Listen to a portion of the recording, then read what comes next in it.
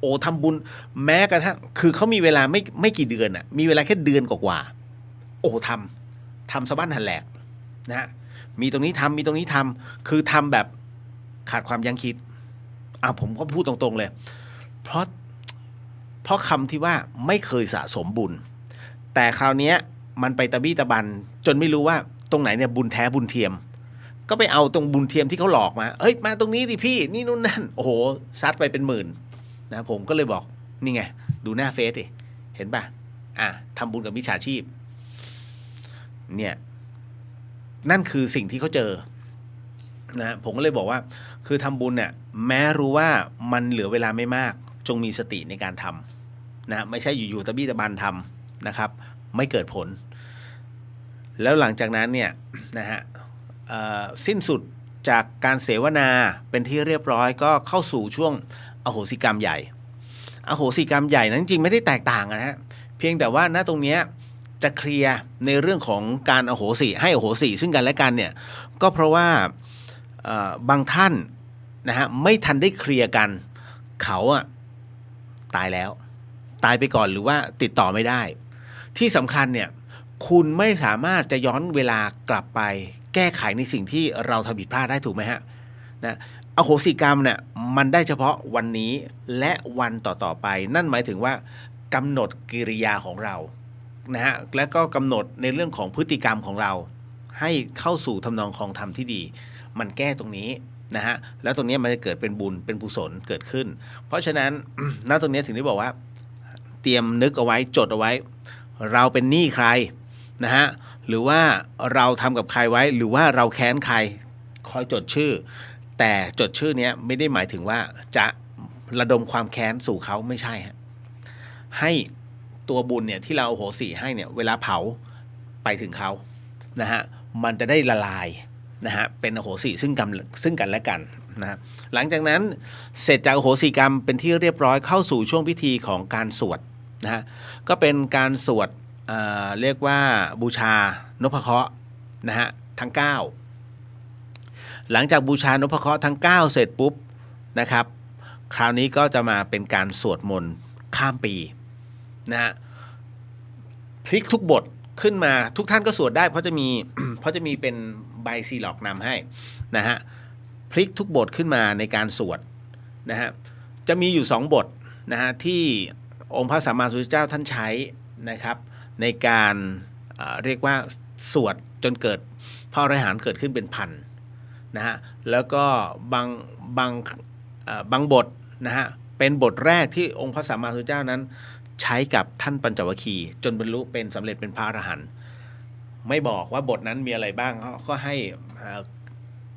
ผู้ที่นำสวดนะครับพระผู้นำสวดเป็นผู้บรรยายเล่าให้ฟังคุณก็จะได้รับรู้ได้อรรถรสในเรื่องของชาดกด้วยนะฮะจะได้รู้ว่าอ๋อที่ท่านสวดมันเป็นเพราะอย่างนี้ที่มาที่ไปเป็นแบบนี้นะฮะแล้วหลังจากนั้นนะครับเราก็มาเข้าสู่ในช่วงของเรียกว่านั่งสมาธิแล้วก็เจริญพุทธมนต์แล้วประพรมน้ำมนต์โดยท่านพระครูสมุวิสุวัตวรกิจโจท่านเป็นเจ้าอาวาสนะฮะก็แล้วพระอาจารย์ท่านก็เป็นอาจารย์สมาธิด้วยเป็นครูสมาธิด้วยดังนั้นพอถึงณตรงนั้นนะฮะเราก็เมื่อได้รับพรมน้ำมนต์แล้วรับของที่ระลึกวันนี้คงเห็นในเฟซผมนะครับก็เป็นพระบรมสารีริกธาตุสันฐานเป็นเมล็ดพันธุ์ผักกาดนะครับไม่ใช่อยู่ๆบางคนเห็นเฮ้ยเม็ดอะไรเนี่ยเม็ดทรายผมใช้กล้องไมโครสโคปขยายให้ดูแล้วนะแล้วก็ถ่ายรูปลงไปให้เห็นแล้วนะฮะพระบรมสารีริกธาตุเพราะฉะนั้นบางท่านก็จะได้ประมาณสัก9องค์กับ11องค์นะฮะ1เม็ดเนี่ยเขาเรียกว่าองค์นะครับก็มีจำนวนจำกัดบอกเลยนะครับก็มารับได้ที่ท่านพระครูสมุวิสุวัตวันนั้นเลยฮะแล้วก็จะมีของขวัญให้นะครับถือได้ว่าเป็นเขาเรียกเป็นน้ำใจเป็นในส่วนของเขาเรียกว่าเติมกำลังใจเพื่อให้มีความยินดีโชคดีตั้งแต่ต้นปีเป็นต้นไปนะฮะเพราะอย่างน้อยก็ได้รับอะไรก็ตามเนี่ยพรหมสารีถ้าเป็นสิ่งที่ควรจะกราบไหว้นะเอาไว้อย่างดีแล้วคุณนะผมที่บอกลองเตรียม เตรียมกลีบดอกบัวมาก็ได้ฮะคุณเอาดอกบัวมา1 ดอกอะแล้วก็ฉีกกลีบแจกกันไปแล้วก็รองรับณตรงนั้นผมก็อยู่พยายามจะอยู่ให้ได้ตลอดงานอยู่แล้ว นะฮะก็สู้ใจขาดนะครับต่อสมมุตินะกลับมาแล้วไม่ค่อยสบายเงี้ยก็ต้องอยู่นะฮะข้ามวันข้ามคืนอย่างวันเนี้ย ผมยังไม่ได้เตรียมชุดนะฮะเดี๋ยวลงไปเสร็จปุ๊บก็ต้องเตรียมชุดเพื่อที่จะเดินทางไปเชียงรายนะครับก็พรุ่งนี้พี่ๆก็มารับกันก็ไปแต่เช้านะฮะดังนั้นเนี่ยผมก็ไม่ได้มีโอกาสได้ใส่บาตรให้หลวงพี่ท่านเพราะว่าพรุ่งนี้เป็นวันครบรอบวันเกิดคือผมอะ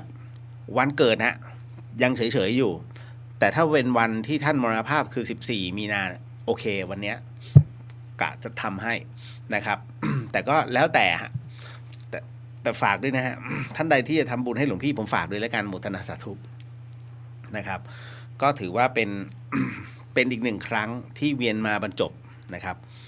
เอาละอันนี้บอกไปแล้วนะครับกับ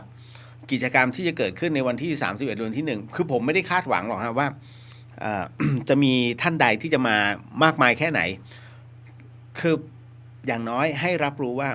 วัดฝายหินเนี่ยฮะบอกบุญเสมอมาร่วมบุญกันไม่ได้มา บอกเอามาบริไม่เคยนะฮะวัดฝายหินไม่เคยเรียกบริจาคมาปฏิบัติธรรมก็คือมาปฏิบัติธรรม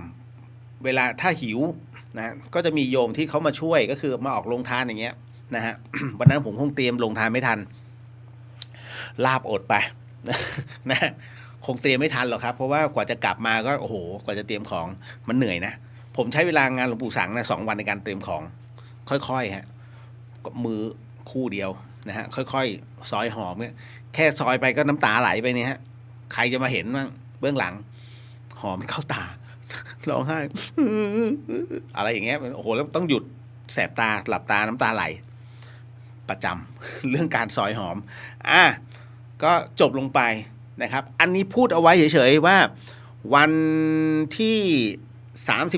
31พบเช้า1เจอกันตลอดเวนะผมก็อยู่นะเพราะต้องนำอโหสิกรรมพระอาจารย์ให้นำ นะแต่ถ้าสมมุติคำนวณเวลาก่อนนะแล้วก็อันนี้บอกไว้ฮะก็สักประมาณถ้าจะต้องนำอโหสิกรรมน่าจะประมาณสัก4 ทุ่มครึ่งนะฮะ4 ทุ่มครึ่งเนี่ยนะครับก็เล่นแล้วอโหสิกรรมเพราะว่า ครูบาอาจารย์ท่านจะเริ่มสวดกันจริงๆเนี่ยฮะนะครับสวดนพเคราะห์จริงๆก็น่าจะเป็น5 ทุ่มนิดๆก็จะเริ่มแล้วจบอโหสิกรรมใหญ่ขึ้นบูชานพเคราะห์เลยนะครับอันนี้เตรียมปล่อยผมไว้ด้วยเนาะนะฮะ นะครับเอาละขออนุญาตเดี๋ยวพูดคุยกันก่อนทักทายกันนิดนึงแล้วก็จะไปเข้าสู่การสมาทานศีลแล้วก็ เรามานั่งสมาธิเหมือนเดิมวันนี้คงตอบคำถามนะฮะและก็แน่นอนที่สุดมันยังมีเรื่องหลอนจริงนะฮะหลอนระดับA อ่ะถ้าเวลาทันนะฮะเพราะเป็นเรื่องของ3 สาว 3 ผู้หญิงฮะไปโดนของแท้แล้วถามผมคือพอถามมาเนี่ยผมก็เลยต้องถ้าเล่าให้ฟังเนี่ยผมจะไม่ค่อยอ่านแต่ถ้าถามโอเคก็เลยต้องเอามาเล่านะคืนนี้มีฮะ นะฮะเอาละขออนุญาตทักทายก่อนเนาะคุณนัทธินีสวัสดีค่ะคุณเรียวสวัสดีครับผมนะฮะคุณลายไทยสวัสดีค่ะคุณเรียวสวัสดีครับผมป้าแก้วสวัสดีค่ะเรียวสวัสดีครับวันนี้พัสดุมาแล้วนะฮะขอบพระคุณมากมายกับอันนี้พระอาจารย์เขียนไว้คุณแม่จันจรัสแจ่มกระจ่างนะฮะท่านบริจาคข้าวสารอาหารแห้งกับโครงการอิ่มบุญอุ่นกายน้องนะฮะก็ขอบพระคุณมากครับนะฮะส่งมาให้ผมเมื่อวันที่22นะฮะแล้วก็วันนี้หลังจากที่ไปเอาแทงน้ำมา2 ชุดนะครับวัดฝายหินติดตั้งแล้วนะโมทนาสาธุมากนะฮะแล้วก็อะไรล่ะวันนี้ไปเอาหมดไปอีก 5,000 ไงแชมพูนะฮะ300 กับ เขาเรียกอะไรนะขวดนะฮะแล้วก็แฟบจริงๆเรียกผงซักฟอกทำไมเราจึงเรียกว่าแฟบเมื่อก่อนมันมียี่ห้อแฟบออกก่อนนะแฟบมาก่อนบีชเพราะฉะนั้นเนี่ยเวลาใครพูดผงซักฟอกเขาเรียกแฟบอะไรที่มันออกก่อนมันติดปากคนนะฮะผงซักฟอกเนี่ยก็เอามาอีก300ชุดเอ๊ะไม่ใช่ยาสระผมแป้งวันนี้มาก่อน2อันนะครับเดี๋ยวกลับมาถึงจะทยอยซื้อนะฮะก็มียาสระผมแล้วก็ผงชูรสค่อยๆมาผมเป็นรถเก๋งผมไม่ได้เอาปิกอัพไปต้องค่อยๆขนมามันลังเบัลเลอร์นะฮะ ก็ทยอยมาเรื่อยๆฮะแล้วก็ขอบพระคุณฮะทุกท่านที่ส่งในเรื่องของหลายๆอย่างทั้งตุ๊กตาทั้งอะไรเนี่ยเอามาให้นะครับให้กับเด็กๆน้องๆนะครับตอนนี้ที่กำลังอยากได้พวกอาหารแห้งเมืองเหนือไม่ค่อยมีอย่างหมึกปลาหมึกเนี้ยหมึกแห้งกุ้งแห้งเงี้ยนั่นแหละฮะ ส่วนที่เหลือเนี่ยผมหาซื้อได้แต่เรื่องอาหารทะเลแห้งๆเนี่ยนึกก่อนผมไม่รู้นะฮะ ก็หมดแล้ว นะฮะวันนี้นะกิจกรรมที่มันเกิดขึ้นมันก็จะวุ่นๆหน่อยนะครับต่อมาอันนี้ขอบพระคุณมากนะครับนะฮะแล้วก็ของคุณย่าสโหนเพิ่งถึงนะฮะคุณย่าขอบพระคุณมากนะครับแล้วก็มาถึงต่อมาหลายๆท่านถามนะว่าไอ้ที่พี่เลียวอ่านเนี่ยมันอยู่ตรงไหนเนี่ยเขาหาไม่เจอคุณเข้าไปใน Facebook นะฮะ Facebook พุทธิสิทธิ์รัตนสมบูรณ์ นะพุทธิสิทธิ์หรืออีกอันหนึ่งเลียวเดอะเฮียน2อันเนี้ยฮะคุณเข้าไปเลยนะครับหลายๆท่านก็สงสัยว่าทำไมผมไม่รับเฟรนด์คือส่งมาผมจะดูโปรไฟล์ก่อนคือบางท่านน่ะไม่มีโปรไฟล์ขึ้นมา2รูปแล้วจบเลยแล้วผมเป็นคนที่20กว่าแสดงว่าอันเนี้ยมันมี2นัยยะ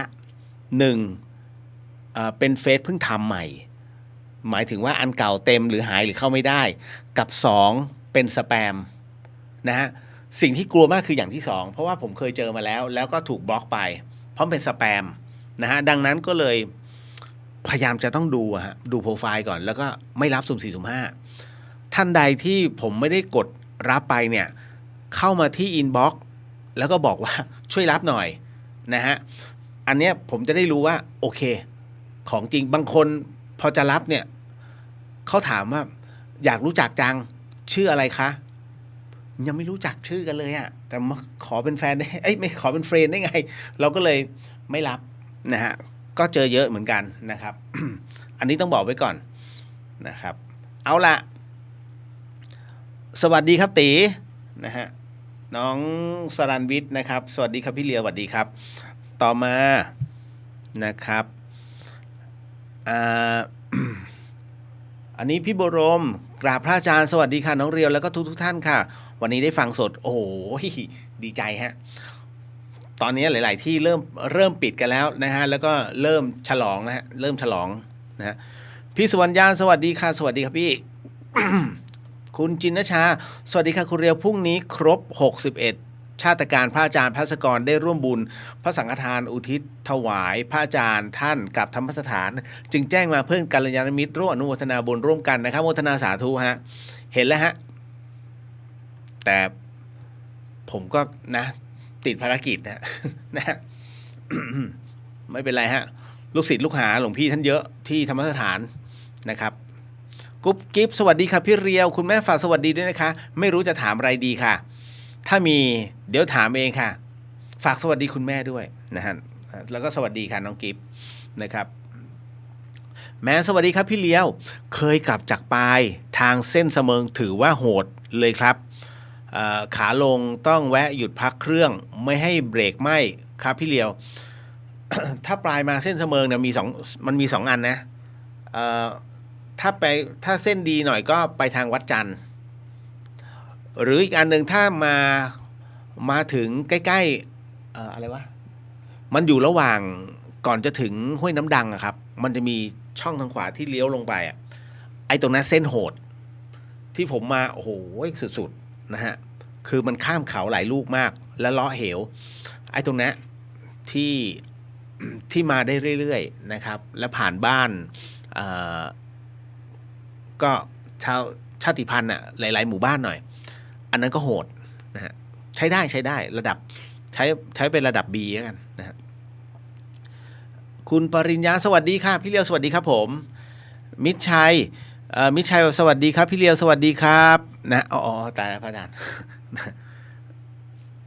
เดี๋ยวนะฮะขออนุญาตที่นะครับครับกุ๊บกิ๊บบอกว่าพี่เลียวมีคำแนะนำการตั้งเป้าหมายปีหน้ายังไงคะเพื่อไปสู่เป้าหมายได้ปีนี้คิดไว้ก่อนฮะปักธงไว้ก่อนว่าอย่างพี่ยกตัวอย่างฮะว่าทุกท่านเนี่ยทำ นะฮะไม่ได้มาปฏิบัติเล่นๆเขามีเป้าหมายเดียวนะฮะกุ๊บกิ๊บเขาตั้งเป้าพระนิพพานคือการไม่ต้องกลับมาเกิดเพราะมันรู้สึกสาหัสสากันเนี่ยทุกคนจะตั้งเป้าพระนิพพานแม้กระทั่งนักบวชเองนะฮะภิกษุณีอุบาสกอุบาสิกาท่านอยากจะเดินรอยตามครูบาอาจารย์ใหญ่นั่นคือองค์พระสัมมาสัมพุทธเจ้านั่นคือพระนิพพานดังนั้นเนี่ยเป้าหมายของเราผู้ปฏิบัติธรรมจริงๆคือตัวนี้เลยนะฮะไม่ใช่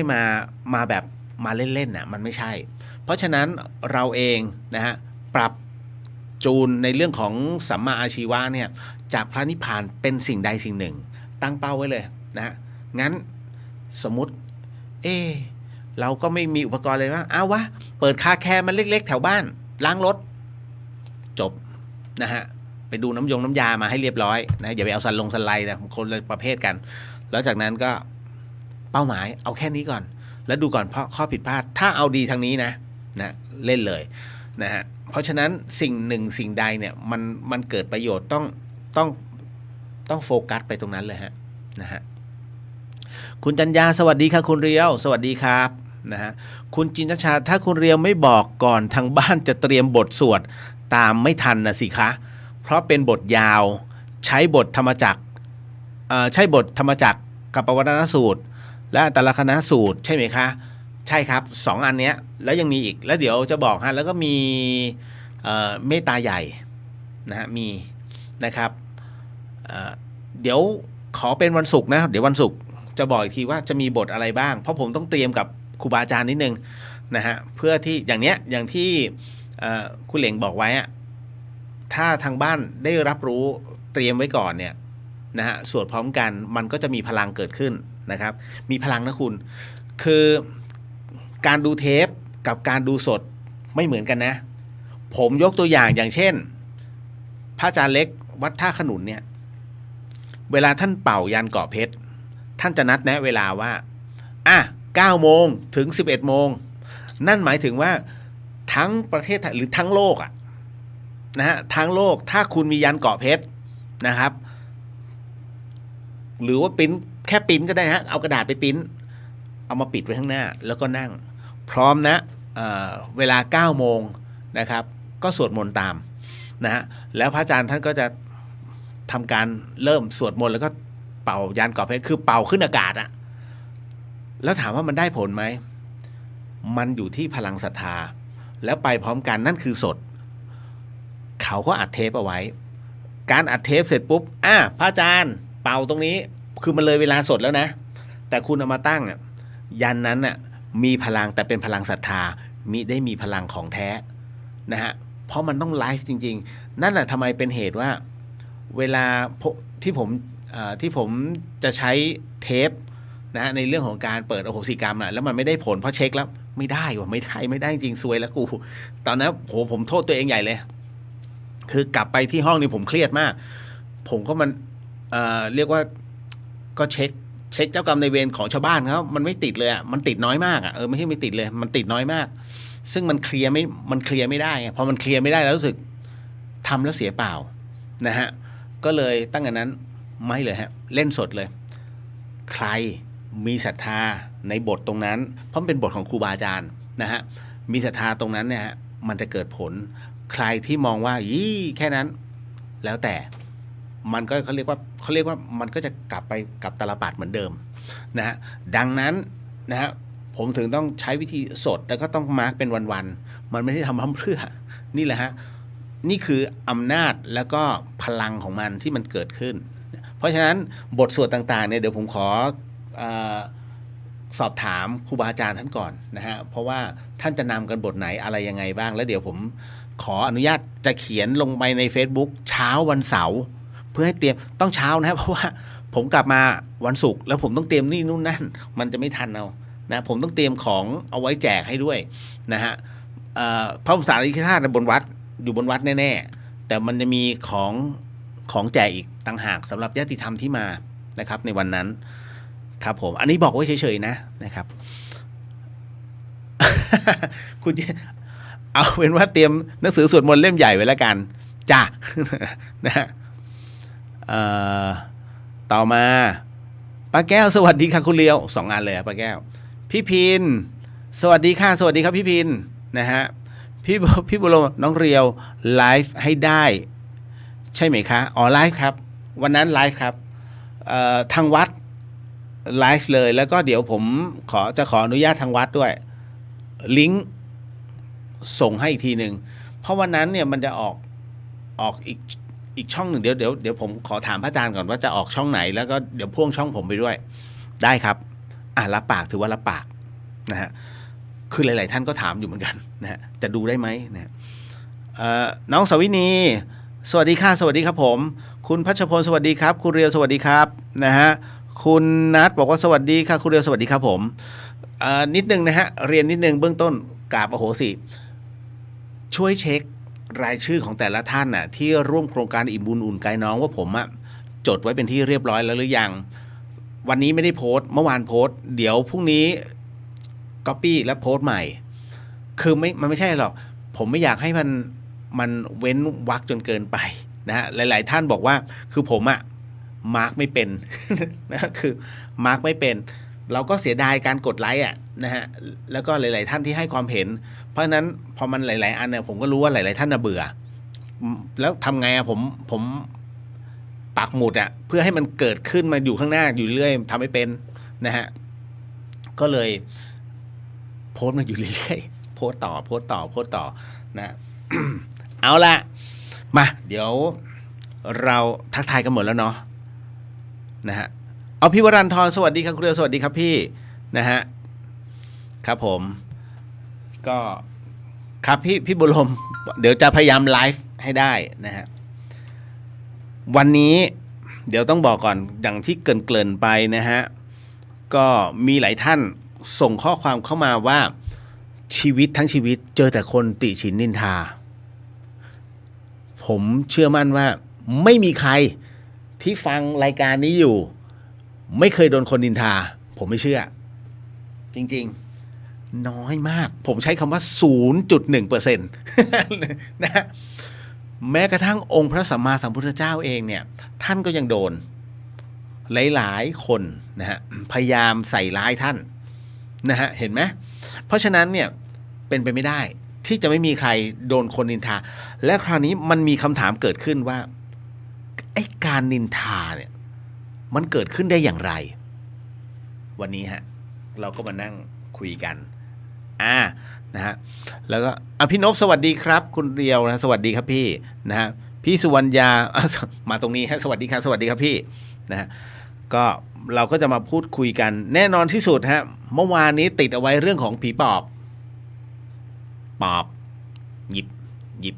ทำไมมันต้องเป็นงี้ไม่ใช่นะไอ้นี่เขาการแสดงครับปอบหยิบนะฮะแล้วก็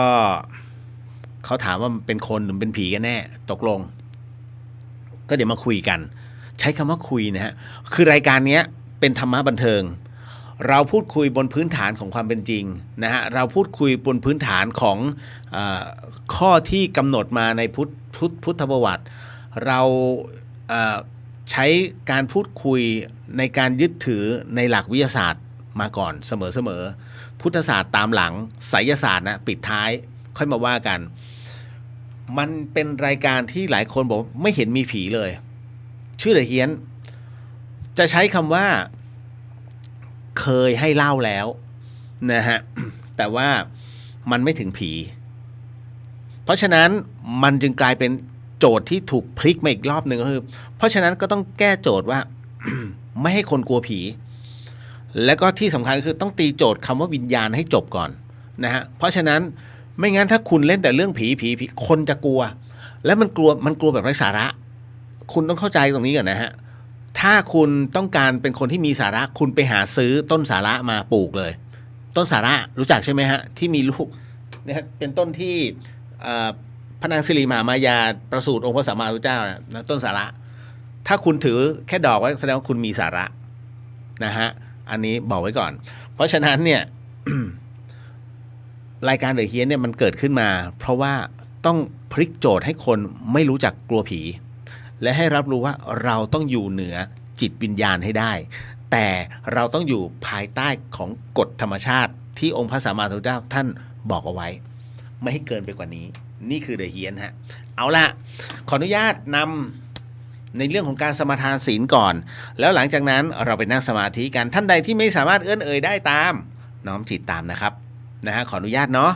นะฮะเอาศีล5ก่อนศีล8เก็บว่าศีล8จะไปช่วงของวันที่31ช่วงที่เราสวดมนต์เนี่ยนะฮะเดี๋ยวจะศีล8เลย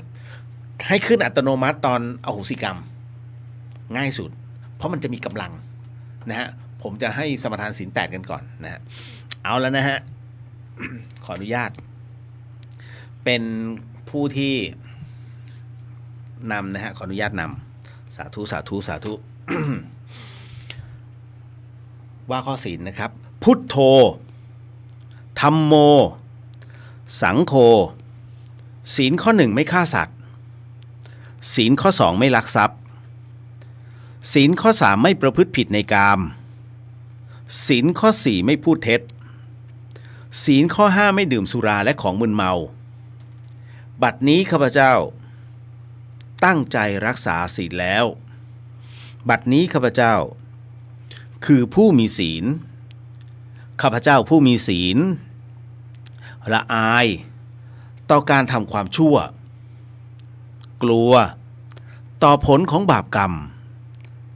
ข้าพเจ้าผู้มีศีลมีหิริโอตปะมีกายเป็นมนุษย์มีใจเป็นเทวดาเป็นมนุษย์เทโวเข้าถึงความเป็นสหาย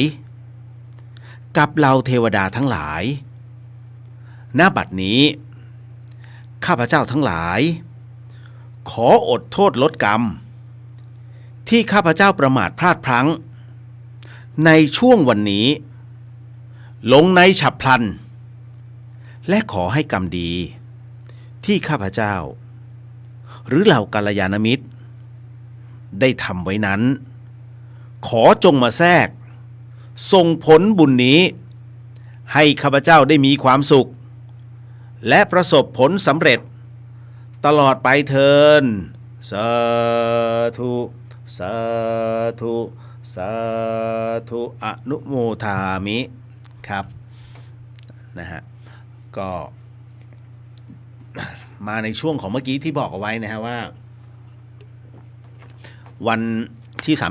31นะฮะเราไปเข้าศีล8ก่อนหลังจากที่เข้าศีล8ว่าไม่ต้องตกใจเพราะถ้าเข้าศีล8แล้วคุณยึดถือตลอดคุณกลับไปบ้านคุณก็ต้องนอนพื้นนะฮะข้าวห้ามกินนะฮะกระจกห้ามส่องหน้าห้ามแต่งดนตรีห้ามฟังทีวีห้ามดูโอ้โหทรมานโคตรถูกไหมเพราะฉะนั้นหลังจากที่เลิกอโหสิกรรมแล้วนะฮะเดี๋ยวผมจะนำกลับมาให้สมาทานศีล5ใครต้องการถือศีล8ก็ไม่ต้องอัฏฐะนะฮะ ถ้าถือศีลอัฏฐะก็ถือไว้แต่ถ้าเบญจนะฮะก็ค่อยมาณตรงนั้นก็คือลานั่นแหละลาศีล8มาขึ้นศีล5ใหม่นะฮะเพราะฉะนั้นไม่ต้องกลัวนะจ๊ะเอาล่ะมา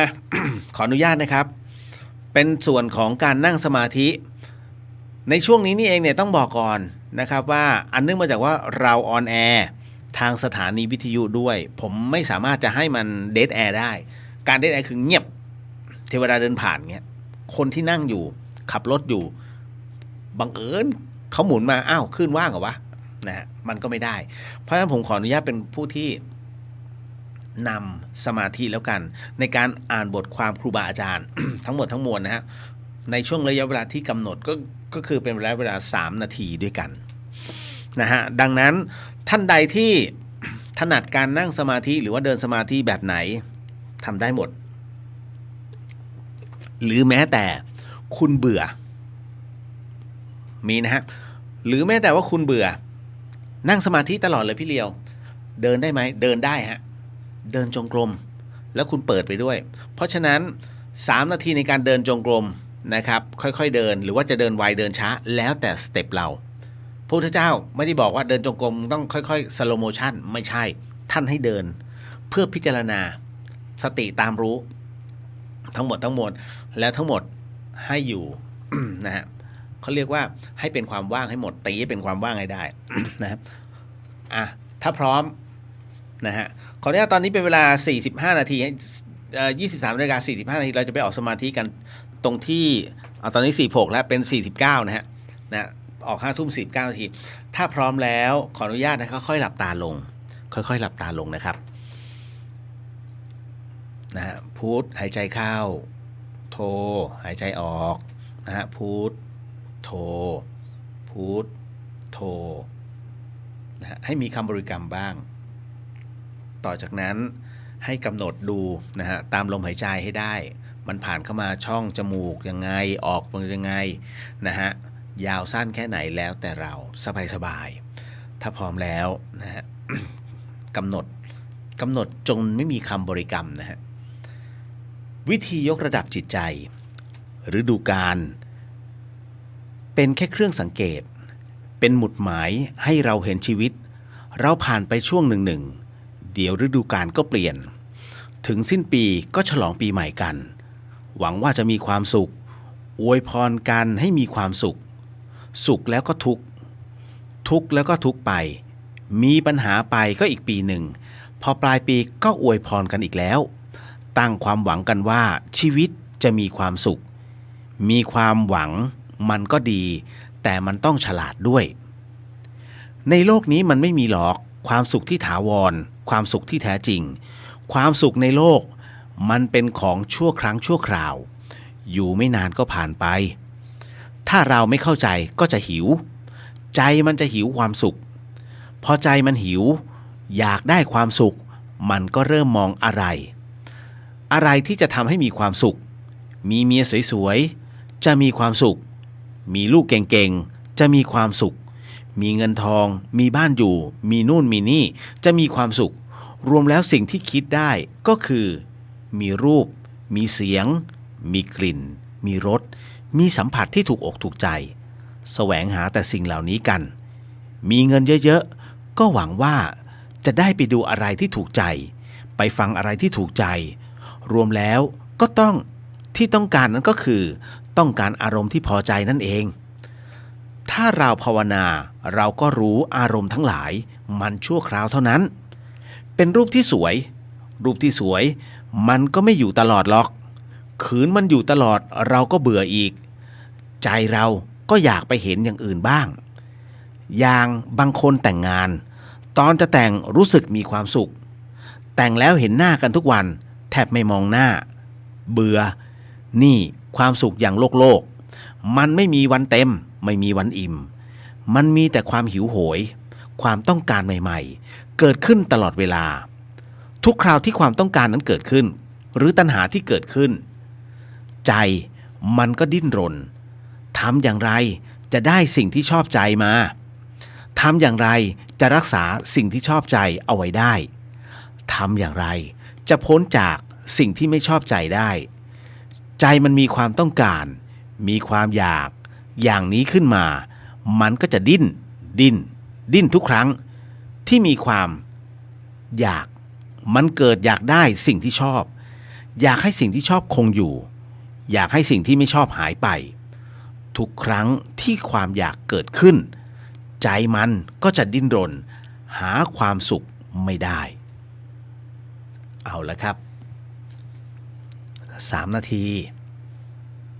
ค่อยๆถอนสมาธินะฮะค่อยๆถอนไหวไหมฮะถ้าเรานั่งสมาธิแล้วมองว่ามันไวมากโอ้โหนี่แสดงว่าสุดยอดแต่ถ้าโอ้โห3 นาทีมันเหมือนอยู่ระยะทางแห่งเหว นะอันเนี้ยเขาเรียกสมาธิแตกซ่านเขาเรียกสมาธิหัวต่อไม่ได้เลย นะก็ ค่อยเป็นค่อยไป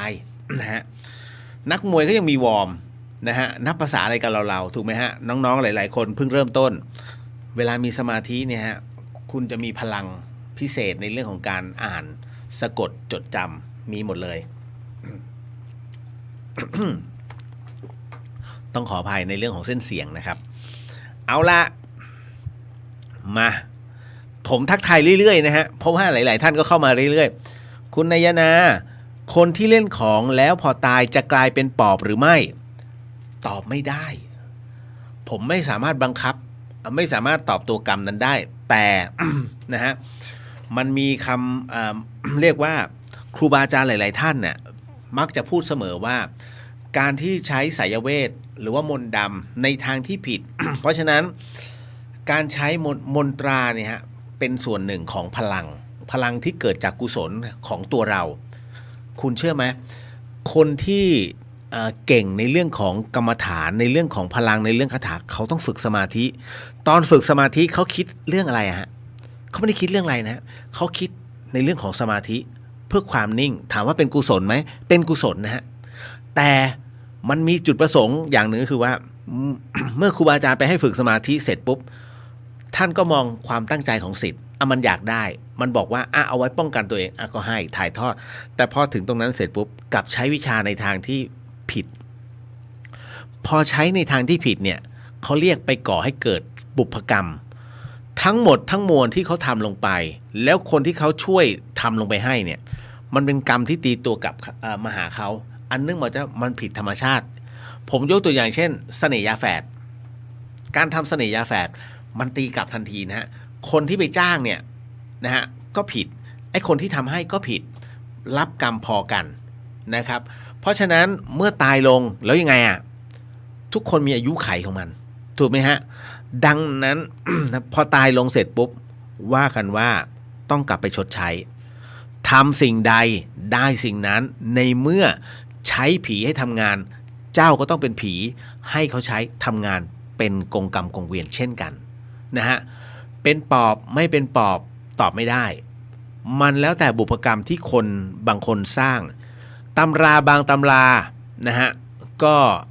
เหมือนกับว่ามันต้องใฝ่หาในสิ่งที่เป็นของเบื้องต่ำคุณเชื่อไหม ถ้าย้อนกลับไปประมาณ8 ปีที่แล้วผมจำได้เลยไปเปิด หนังสืออยู่เล่มหนึ่งนะฮะพูดถึงการทำเสน่ห์นะฮะด้วยอะไรนะ ผ้าปูเตียงโรงแรมม่านรูดแล้วห้ามซักด้วยนะเอามาทำเป็นยันเฮ้ยแย่แล้วผมก็เลยถามพระอาจารย์กบพระอาจารย์บอกอวิชชาไอ้พวกเนี้ยเดี๋ยวตายไปเดี๋ยวรับรองนะฮะไม่พ้นนะฮะแล้วตั้งแต่นั้นเนี่ยไอ้เรื่องราวเหล่านี้ขึ้นมาโอ้โหเต็มตลาดพระเลยนะฮะในเรื่องของประเภทเนี้ย นะฮะเขาเรียกพวกไม่มีฝีมือมันก็เลยต้องพึ่งพวกเนี้ยนะฮะอันนี้เราไม่ได้ว่ากันเพียงแต่ว่ามันเป็นอวิชชาซึ่งอย่าไปสนใจเป็นเรื่องที่มันมีทางแก้เมื่อมีผูกต้องมีแก้นะฮะก็อย่างที่บอกไว้ผมไม่สามารถจะฟันธงเรื่องกรรมบุพกรรมของแต่ละคนได้มันต้องเป็นไปแล้วแต่นะฮะ เดี๋ยวมาคุยกันเรื่องปอบนะคุณเพนสวัสดีครับพี่เรียวสวัสดีครับผม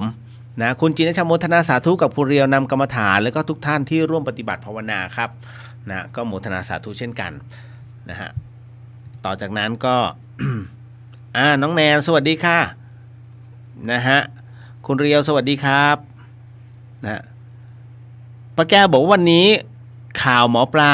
มาดูป้าคนหนึ่งบอกว่ามีผีเข้าหลายตัวถ้าทำพิธีไล่14 วันป้าจะต้องตายโอ้แบบนี้ก็ได้หรือคะ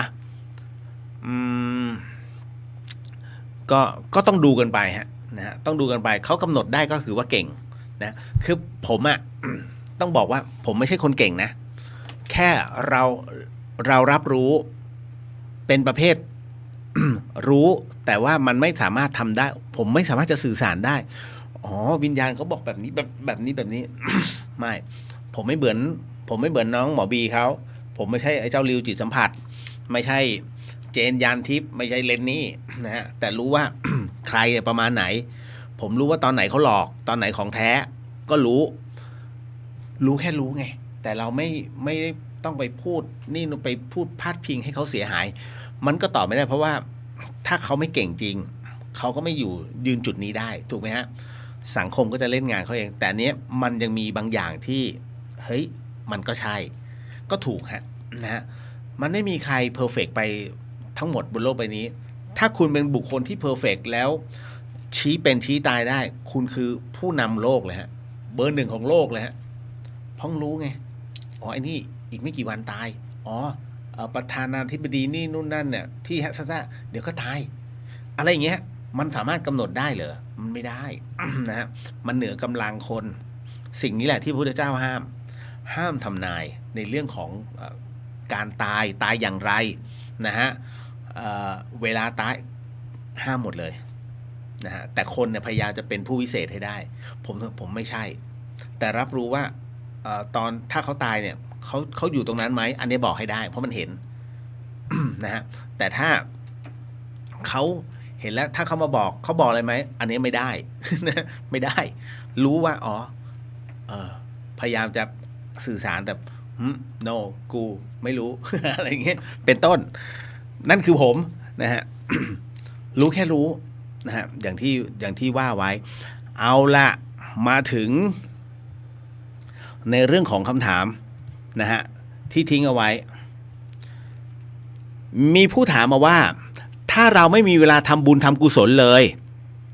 แต่พอเราเห็นในสื่อต่างๆหรือแม้กระทั่งสื่อโซเชียลหรือแม้แต่ได้ยินชื่อคนทำบุญเราก็โมทนาเอาแบบนี้ได้บุญไหมคะ ได้บุญไหมฮะผมบอกว่าให้เช็คชื่อนะครับท่านใดที่ร่วมบุญกับโครงการอิ่มบุญอุ่นใจเนาะคือ1 ปี 1 ครั้งแล้วทำใหญ่ไม่ใช่มาทำเล็กๆนะนั่นคือคนที่ได้รับนะเป็นร้อยแล้วเป็นชาวพุทธทั้งหมดเป็นปากยอที่ถือพุทธบริสุทธิ์ที่ถือศีล5บริสุทธิ์จริงเขานับถือจริงนะคุณไม่ผิดศีลเลยแล้วบางครั้งก็กินเจถ้าจะต้องกินเนื้อมันต้องมาแบบสำเร็จแล้วเขาถึงจะกินให้หรือว่าค่าเรียบร้อยแล้วเขารับซื้อแล้วมาทำอย่างเงี้ยได้เป๊ะมากครับเพราะฉะนั้นคนที่ร่วมบุญในอิ่มบุญได้บุญหลายต่อมากๆครับปีนี้เพราะว่าเราไปหมู่บ้านอันบริสุทธิ์นะเป็นบ้านห้วยเดืออะไรอย่างเงี้ยเป็นต้นพอได้ยินเสร็จปุ๊บแล้วผมประกาศแต่ละท่านเนี่ยอย่างคุณจันจรัตน์นะฮะคุณพี่จันจรัตน์แจ่มกระจ่างที่เอา เอาข้าวสารเอาอาหารแห้งมาอย่างเงี้ยพอบางคนมุทนาสาธุเป็น เป็นหนึ่งในบุญกิริยาวัตถุนะฮะนั่นคือเป็นการอนุโมทนาใหม่นะฮะเพราะฉะนั้นนะตรงเนี้ยถามว่าได้บุญไหมได้หลวงพี่ภัสกรนั้นเคยยกตัวอย่างจำเรื่องของคุณหญิงผ่องพันธุ์ได้ไหมฮะบางคนไม่เคยฟังผมเล่าให้ฟังนะฮะครั้งหนึ่งนะฮะปรากฏว่าประเทศไทยในน้ำท่วมมหาศาลนะน้ำท่วมหนักเลยแล้ว ในขณะนั้นเองสมัยก่อนเนี่ยยังไม่มีทีวีดิจิตอลช่อง5เนี่ยเขาจะเป็นช่องทหารเขาก็จะถ่ายทอดในเรื่องของความทุกข์ยากนะฮะที่น้ำมันท่วมแล้วมันจะมีตัววิ่งข้างล่างใครบริจาคเท่าไหร่วันนั้นคุณหญิงผ่องพันธุ์กำลังเล่นป๊อกเด้งอยู่นะฮะ กำลังเล่นป๊อกเด้งกันอยู่กับบรรดาคุณหญิงทั้งหลายเช่นกันนะฮะไฮโซอย่าบอกคุณหญิงทั้งหลายปรากฏว่า คุณหญิงผ่องพันธุ์เนี่ยมองดูแล้วแหมหุยน้ำท่วมเขามีบริจาคอยากจะให้เขาประกาศชื่อก็เลยโทรศัพท์ตึกบอกฉันขอทำบุญ100 บาทไม่ใช่1 ล้านบาทเพื่อที่จะช่วยคนน้ำท่วมเขาก็ประกาศเลยฮะช่อง5ก็ประกาศเลยนะฮะคุณหญิงผ่องพันธุ์นี้นะบริจาคเงิน1 ล้านบาทช่วยเหลือผู้ประสบอุทกภัยที่จังหวัดนี้โอ้โหทุกคนในวงฮะในวงไพ่โอ้ยเหรออุ้ยตายแล้วฉันอยากทำมั่งแหมเธอนี่ใจบุญคือจริงๆนะทำเอาหน้าแต่ปรากฏว่าอีกบ้านหนึ่งฮะ เขาก็อยากช่วยแต่เขาไม่มีพอไม่มีเสร็จปุ๊บแล้วก็กำลังนั่งพับถุงไปนะฮะแล้วก็เขาเรียกอะไรนะกำลังเช็ดในส่วนของใบกล้วยนะฮะเพื่อที่จะเหมือนกับจะทำเป็นอะไรนะตรอกใช่ไหมนะฮะ ก็กำลังเช็ดปรากฏว่าในขณะที่กำลังจะทำกระทงนะฮะ ก็มองเห็นรายชื่อโอ้โหคุณหญิงผ่องพันธ์ทำบุญตั้ง1 ล้านบาทโมทนาสาธุอีฉันไม่มีเวลาเลยเจ้าค่ะนะฮะก็ขอร่วมบุญกับคุณหญิงไปปรากฏว่า วันเวลาผ่านไปไม่นานคุณหญิงผ่องพันธ์ตายฮะพอตายลงเสร็จปุ๊บ นะฮะไอ้บุญตรงเนี้ยที่ทำเสียไม่ได้เนี่ยนะฮะก็เลยทำให้เทวดาเนี่ยพาไปนะฮะพาไปถึงเสร็จปุ๊บก็ไปคุณหญิงผ่องพันธ์วิญญาณคุณหญิงผ่องพันธ์ไปเจอวิมานอันใหญ่โตฮะโอ้วิมานใครอะสวยจังเลยอ๋อคนนี้เขาสมัยที่เป็นมนุษย์เนี่ยเขาก็โมทนานะในส่วนของบุญในการช่วยน้ำท่วมเลยอุ้ยฉันก็ช่วยตั้งล้านทำไมเนี่ยฉันควรจะได้อยู่สิอ๋อของท่านของเจ้าอยู่นู่นข้างหลังไปดูเสร็จปุ๊บปรากฏว่าไอ้อันเนี้ยที่สวยๆเนี่ยเป็นของคุณที่เขาไม่มีเวลาแล้วเขาตายก่อนเขาขออนุโมทนาสาธุเจ้าค่ะนะฮะพอตายปุ๊บวิญญาณได้อยู่วิมานสวยงามมากส่วนคุณหญิงผ่องพันธ์นะฮะไปอยู่ด้านหลังวิมานเนี้ยลิบลีแสงลิบลีตกใจฮะฉันทำบุญตั้ง1 ล้านบาททำไมฉันมาอยู่ในรัศมีวิมานที่ลิบลีอย่างนี้วะนะฮะทำกับเหมือนกับหลอดตะเกียบประหยัดไฟก็บอกว่าอ่ะก็ตอนที่เป็นมนุษย์ท่านทำบุญเนี่ยท่านไม่ได้เต็มใจเนี่ยท่านไม่ได้เต็มเกิน100เนี่ยไม่ได้โมทนาเกิน100เนี่ยไม่เต็ม100นี่หว่านะฮะเล่นไพ่ไปโมทนาไปเอาหน้านะฮะก็ได้แค่นี้แหละสุดท้ายฮะคุณผู้ฟังนี่คือกฎของสมดุลโลกสมดุลใจคือโมทนาไงนะฮะสุดจิตสุดใจมันได้บุญเต็มที่แต่ผลกระทบโลกมันไม่มีเข้าใจใช่ไหมฮะตายไปเป็นวิญญาณเนี่ยอันนี้คือมิได้กระทบโลกแต่เป็นการกระทบใจเมื่อใจเป็นผู้ที่มีการโมทนาเต็ม100ปุ๊บวิมานใหญ่เลยกับอีกคนหนึ่งไม่เต็มใจทำวิมานจะน้อยเพราะมันกระทบใจแต่บทกระทบโลกอะไรฮะโมทนาหรือว่าเงินกระทบโลกเงินกระทบโลกเพราะฉะนั้นเงิน1 ล้านบาทของคุณหญิงผ่องพันธ์เนี่ยมันช่วยเพื่อนมนุษย์ได้เพียบเลยมากมายดังนั้นพอเกิดอีกทีหนึ่งเป็นมนุษย์คุณหญิงผ่องพันธ์จึงมีกินมีใช้ร่ำรวยเหมือนเดิมเพราะปัจจัยตรงนี้มันช่วยเหลือเพื่อนมนุษย์แล้วอีกท่านหนึ่งล่ะมาเกิดมาอีกหน่อยรวยไหมตามเหตุปัจจัยฮะเมื่อโมทนามาบุญที่ได้ก็คือคอยโมทนาต่อไปนะทำลมได้ลมไงนะทำวัตถุก็ได้วัตถุนี่คือสิ่งที่โลกตีกลับให้นะดังนั้นบุญตรงนี้นะของคุณหญิงผ่องพันธ์เมื่อเกิดใหม่เธอจึงร่ำรวยเหมือนเดิมอันเนี้ยมองเห็นได้ชัดนะฮะว่าไอ้กรณีอย่างเงี้ยว่าการโมทนาถามว่าทำได้ไหมได้บุญแต่ไม่มีผลกระทบโลกนะฮะดังนั้นถ้ากระทบโลกเนี่ยจริงๆก็คือหมายถึงว่าการลงปัจจัยเพื่อให้ปัจจัยเนี้ยนะวนเวียนอยู่กับสรรพสัตว์ทั้งหมดทั้งมวลให้ได้ประโยชน์นั่นแหละฮะจึงจะเกิดผลกับเราด้วยเช่นกันเก็ตนะครับกรณีนี้ผ่านไปกรณีของคุณหญิงผ่องพันธ์ตามมาด้วย เรื่องนี้เลยนะฮะคุณนายนาพี่คะผีปอบมันหน้าตาเป็นแบบไหนหรือคะมันเป็นผีหรือมันเป็นคนกันแน่คะคือผมเองเนี่ยเอาจริงนะเคยเจอครั้งหนึ่งฮะเขาบอกว่าคือมันก็เป็นคนน่ะเขาบอกว่าเนี่ยผีปอบแต่ผมก็เห็นนะว่าเขาเหมือนคนคนหนึ่งที่ป่วยอันนี้พูดตามหลักการนะผมไม่ได้เอ้าไหนไม่เชื่อหรือว่าเป็นผีไม่ใช่เดี๋ยวฟังก่อนนะตอนที่ผมเจอเขาถูกมัดแขนมัดมือไว้ไพ่หลังนะฮะแล้วนั่งนะครับแล้วคนคือเขาจับมัดไว้แล้วเขาไปตามหมอผีเหตุการณ์นี้เกิดที่หนองแคสระบุรีบ้านอาคนหนึ่งซึ่งผมไปนอนบ้านแกจำได้ติดตาเขาก็เคี่ยนพยายามจะให้ผีออกให้ได้นะเราก็ดูเฮ้ยมันทรมานเราก็กลัวเหมือนกันนะตอนนั้นนึกวันนะเขาก็เค้นขึ้นมาครับผมเขามาสิงเขาไม่ใช่ปอบ เขามาสิงแต่เขาหิว แต่การหิวของเขาเนี่ยคือมันกินไม่หยุด กินทั้งดิบทั้งสุกกินได้หมดนะฮะนั่นน่ะนั่นคือเขาบอกว่าเขาเป็นเขาไม่ใช่ปอบแต่ทุกคนบอกว่าเขาคือปอบนะฮะเพราะว่าเขาก็กินของสดด้วยไงมันบอกผมบอกว่ามันกินได้ทั้งสดทั้งดิบแต่เขากินไม่รู้อิ่มอ่ะเขากินอยู่เรื่อยๆนั่นแหละฮะ แต่คราวนี้ภาพจำคือปอบหยิบในภาพยนตร์ถูกไหมฮะแล้วมันกินแต่ของดิบๆตับไตไส้พุงนี่นู่นนั่นคือกินของอันน่าสะอิดสะเอียนเขาเรียกพวกอสุรกายถูกไหมพวกปอบพวกกระหังกระสือแดกคิวละอะไรเงี้ยชอบกินในเรื่องของสะอิดสะเอียนเนี่ยฮะ อารมณ์เดียวกันเพราะฉะนั้นเนี่ยถ้าตามหลักของการแพทย์คนที่ชอบกินแบบนี้มันเป็นเขาเรียกโรคชนิดหนึ่งผมจำชื่อไม่ได้ผมไม่ใช่แพทย์มันเป็นโรคชนิดหนึ่งซึ่งชอบกินอะไรดิบๆไม่ใช่ปอบนะเพียงแต่ณตรงนั้นเนี่ยเขาอาจจะควบคุมตัวเองไม่ได้แล้วรู้สึกว่าหิวนะของสุกกินได้แต่ชอบของดิบมากกว่าเพราะฉะนั้นอะไรก็ตามที่เอามาโชว์ตรงหน้าซัดหมดของดิบมันเป็นโรคชนิดหนึ่งนะครับแล้วก็เรามักจะเรียกว่าเป็นปอบนะครับเพราะกริยาท่าทางของเขานะฮะเพราะฉะนั้นณตรงเนี้ยที่ผมสำหรับผมนะผมมองว่าปอบเนี่ยคือคนไม่ใช่ผี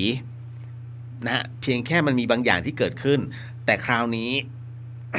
มันก็มีอีก2 นัยยะคือการถูกแทรกอย่างกรณีของหมอปลานะฮะที่เขาไปเจออะไรเนี่ยคนที่ตายแล้วฟื้นเนี่ยแล้วก็ไม่ใช่สิใครนะที่เขาท้องอ่ะแล้วก็ไปจับที่ท้องอ่ะนะฮะแล้วก็รู้สึกว่ามีอาการเกิดขึ้นใช่ไหมอันนั้นเรียกถูกแทรกหมายถึงว่าผีเข้าแล้วไปแทรกถึงเด็กเขาเรียกว่ากำลังจะขับวิญญาณออกวิญญาณไหนวิญญาณเด็กวิญญาณอันบริสุทธิ์ของเด็กเนี่ยเขาจะขับออกและตัวเขาจะเข้าไปแทนเพราะฉะนั้นเนี่ยเขาถึงบอกว่าคนท้องห้ามไปงานศพเพราะเขากลัวว่านั่นแหละหาที่เกิดนะฮะ เพราะฉะนั้นเดี๋ยวอธิบายเรื่องนี้ก่อนพระอาจารย์ภาสกรเนี่ยเคยเล่าหลายๆท่านก็ฟังนะฮะเรื่องหนึ่งสมัยที่อาจารย์ระวีนะฮะดรระวีภวิไลฮะบ้านอยู่ตรงวัดสังกจายฝั่งทนนะฮะคุณแม่อุไรเนี่ยฮะช่วงนั้นเนี่ยเดินไปเดินมาแล้วหลวงพี่บอกหลวงพี่เป็นยักษ์อยู่ตรงหน้าวัดสังกจายมองเห็นโอ้โหผู้หญิงคนนี้สวยเหลือเกินนะฮะจนกระทั่ง วันหนึ่งคุณแม่อุไรเนี่ยตั้งครรภ์นะฮะแหมเราอยากอยู่กับผู้หญิงคนนี้มากหลวงพี่ภาสกรนะฮะเพราะว่าเรียกว่าเห็นคุณแม่อุไรสวยก็เลยกลายเป็นว่าท่านบอกว่าก็เลยขอมาเกิดขับไอคนที่อยู่ในท้องเนี่ยออกไปแล้วกูเข้าไปแทนก็เลยเกิดออกมาดังนั้นเวลาท่านพอบวชเสร็จปุ๊บท่านมีการเทศลีลาการเทศที่ค่อนข้างดุดันท่านก็บอกว่าเนี่ยกูเป็นยักษ์ผมไม่รู้นะเรื่องนี้ว่าท่านพูดเรื่องนี้ให้กับศิษย์ของท่านได้ฟังหรือเปล่าแต่ผมอะในฐานะที่เป็นน้องชายอยู่ด้วยกันเนี้ยกูเป็นยักษ์กูต้องทำหน้าที่ตรงนี้ขัดเกลากิเลสให้โยมนะซัดเลยไม่สนนะใครไม่ชอบกูก็แล้วไปเนี่ยเวลาอยู่กันท่านจะพูดแบบนี้ใครไม่ชอบก็ช่างมันนะฮะกิเลสมันเยอะนะฮะแต่คนที่เขารับฟังเขารู้ก็จบนั่นแหละคือผู้บริสุทธิ์นะฮะไปยอมไม่ได้พวกนี้นะฮะถ้ายอมแล้วเคยตัวท่านจะเป็นไงท่านจะเด็ดขาดนะผมยังไม่ได้ครึ่งเลยนะก็เลยเป็นที่มาที่ไปว่าเนี่ยมันคือการแทนของวิญญาณแต่คราวนี้สิ่งหนึ่งที่ถูกหลอกกันเหลือเกินอีสานเนี่ยถูกหลอกมากนะฮะเขาก็จะไปเหมือนกับพอมีคนตายอยู่เรื่อยๆในหมู่บ้านเอาละ1ผีแม่ไม้เกิดขึ้นแล้วคราวนี้เขามีความเชื่อว่ามันต้องมีปอบก็ไปตามนะฮะไปตามคนไล่ผีมาโอ้โหเขาเรียกจะจ้างหน้าม้า3-4 คนโอ้ไล่จับเนี่ยผีมาเต็มหมู่บ้านเลยมาเป็นร้อยเลยโอ้ถ้ามาเป็นร้อยเขาเรียกกองทัพนะฮะเขาเรียกกองทัพผีมากัน4 คนจับเนี่ยเก่งเหลือเกินแต่ละคนเขาเรียกแหกตาชาวบ้านนะฮะเพราะฉะนั้นถ้าผีมาเป็นกองทัพมันต้องอยู่แล้วบนโลกใบนี้นะฮะนู่นเลยไปสงครามเมืองไทยมหาอำนาจ ใช้ผีลุยไม่จริงนะฮะอย่าไปเชื่อ แต่กรณีของผีแม่ไม้เป็นเรื่องที่น่าสนใจมากเหตุการณ์นี้เกิดขึ้นที่จังหวัดชัยภูมิฮะอ้าวบ้านพี่ผมอยู่ตรงนั้นไง ไปอยู่บ่อยๆแถวภักดีชุมพลเหตุการณ์นี้เกิดขึ้นที่ภักดีชุมพลฮะผมเคยไปทำรายการกึ่งบ้านและสวน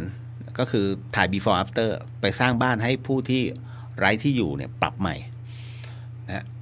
แล้วณตอนนั้นน่ะอารมณ์ว่าเวลาตอนกลางคืนมันต้องค้างคืนด้วยไงโอ้คุณเอ้ยผมก็บอกว่าเฮ้ยคืนนี้อย่าออกไปไหนเพราะผมเห็นบรรยากาศมันแปลกๆมันมืดหมดเลยแล้วมีเสียงคนเดินรอบบ้านที่เราพักตรงใกล้ๆโรงพยาบาลแล้วเสียงเคาะรอบบ้านเลยปุ้งโอ้โหทุกคนแบบตัวสั่นมากนะฮะแล้วมันมีวันหนึ่งที่ออกจากบ้านนะออกมาเรื่อยแล้วฝ่าเขาเรียกกลุ่มควันผมมานั่งหน้าเห็นเลยชัดเจนครับคนขับไอ้น้องคนขับนั่งกันอยู่3-4 คนฝ่าวุ้มผมตอนแรกเห็นแล้วกลุ่มควันเฮ้ยระวังนะมันมีกลุ่มควันอยู่ข้างหน้าช่วยระวังด้วยก็ฝ่าฟึ่มพอฟึ่มไปเสร็จปุ๊บเฮ้ยมาจอดตรงร้านก๋วยเตี๋ยวบอกเอ้ยเป็นไงบ้างเมื่อกี้เห็นหมอกป่ะเจอหมอกว่าทุกคนที่อยู่ด้านหลังฮะเกือบ 6-7 คนบอกว่าไม่มีหมอกแต่ผมอะ3-4 คนที่อยู่ข้างหน้าเนี่ยเห็นหมอกกันหมดแล้วคราวนี้อีกวันหนึ่งปรากฏว่าเห็นทุกบ้านเขาแขวนเสื้อสีแดงแขวนเสื้อสีแดงนะไม่ใช่การเมืองนะแต่ทุกหลังเลยแล้วมีป้ายบอกว่าบ้านนี้ไม่มีผู้ชายเราก็มองไปข้างในเห็นทนโทษมึงผู้ชายใส่วิกทาเล็บแดง หนวดเฟิร์มเลยนะฮะหน้าเถื่อนคือเขามีความเชื่อตรงนั้นว่าถ้าการที่แต่งเป็นผู้หญิงเสร็จปุ๊บเนี่ยผีแม่ไม้จะไม่มาเอาชีวิตแล้วมันเป็นอย่างนั้นจริงๆไม่มีใครตายเลยนะฮะหลังจากที่ มันมีคนตายต่อเนื่องมาที่หมู่บ้านนี้จำได้แม่นเลยมันก็เป็นเรื่องที่แปลกมากเหมือนกับที่ผมเคยไปงานมิสแกรนด์ที่ขอนแก่นตอนนั้นแล้วเข้าไปหมอธรรมเล่าให้ฟังเนี่ยที่มีสารตรงนี้เกิดขึ้นเพราะว่าหมู่บ้านนี้เป็นเขาเรียกผีแม่ไม้เข้าแล้วคนตายเนี่ย8-9 คนต่อเนื่องเลยเขาก็เลยต้องเรียกหมอธรรมมาหมอธรรมบอกว่ามันเป็นเรื่องของผีแม่ไม้ต้องสร้างศาลพอสร้างปุ๊บไม่มีการตายเกิดขึ้นมันเป็นเรื่องที่แปลกฮะเรื่องราวแบบนี้ถึงบอกว่าพูดยากต้องไปอยู่ในเหตุการณ์แล้วเราจะรับรู้แล้วก็สามารถพูดคุยหรือว่าคาดเดาได้ว่าอะไรเกิดขึ้นนะฮะก็เล่าให้ฟังเพราะฉะนั้น ผีปอบจริงๆคือคนนะไม่ใช่ผีผมว่านั่นนะฮะแล้วก็การกินอะไรต่างๆนานานั้นแน่นอนที่สุดมันเป็นเรื่องของโรคนะครับต่อมาคนที่ขับรถประมาทแต่ประสบเหตุจนฟื้นขึ้นมาแล้วปรากฏว่าเกิดพิการอันนี้จัดเป็นบุพกรรมหรือความประมาทคะ2 อย่างเลยฮะในกรณีตรงนี้มีนะฮะมีน้องที่เป็นแฟนรายการผมนะฮะประสบเหตุนะฮะจนกระทั่งคนหนึ่งเสียชีวิตคนหนึ่งพิการเหตุเพราะกินเหล้าแต่อยากไปส่งเพื่อนคนหนึ่งไปเสียชีวิตไปชนที่แม่สวยก็ปรากฏว่าคนที่เสียชีวิตเนี่ยคือคอหักคนที่พิการนี่เหมือนกับ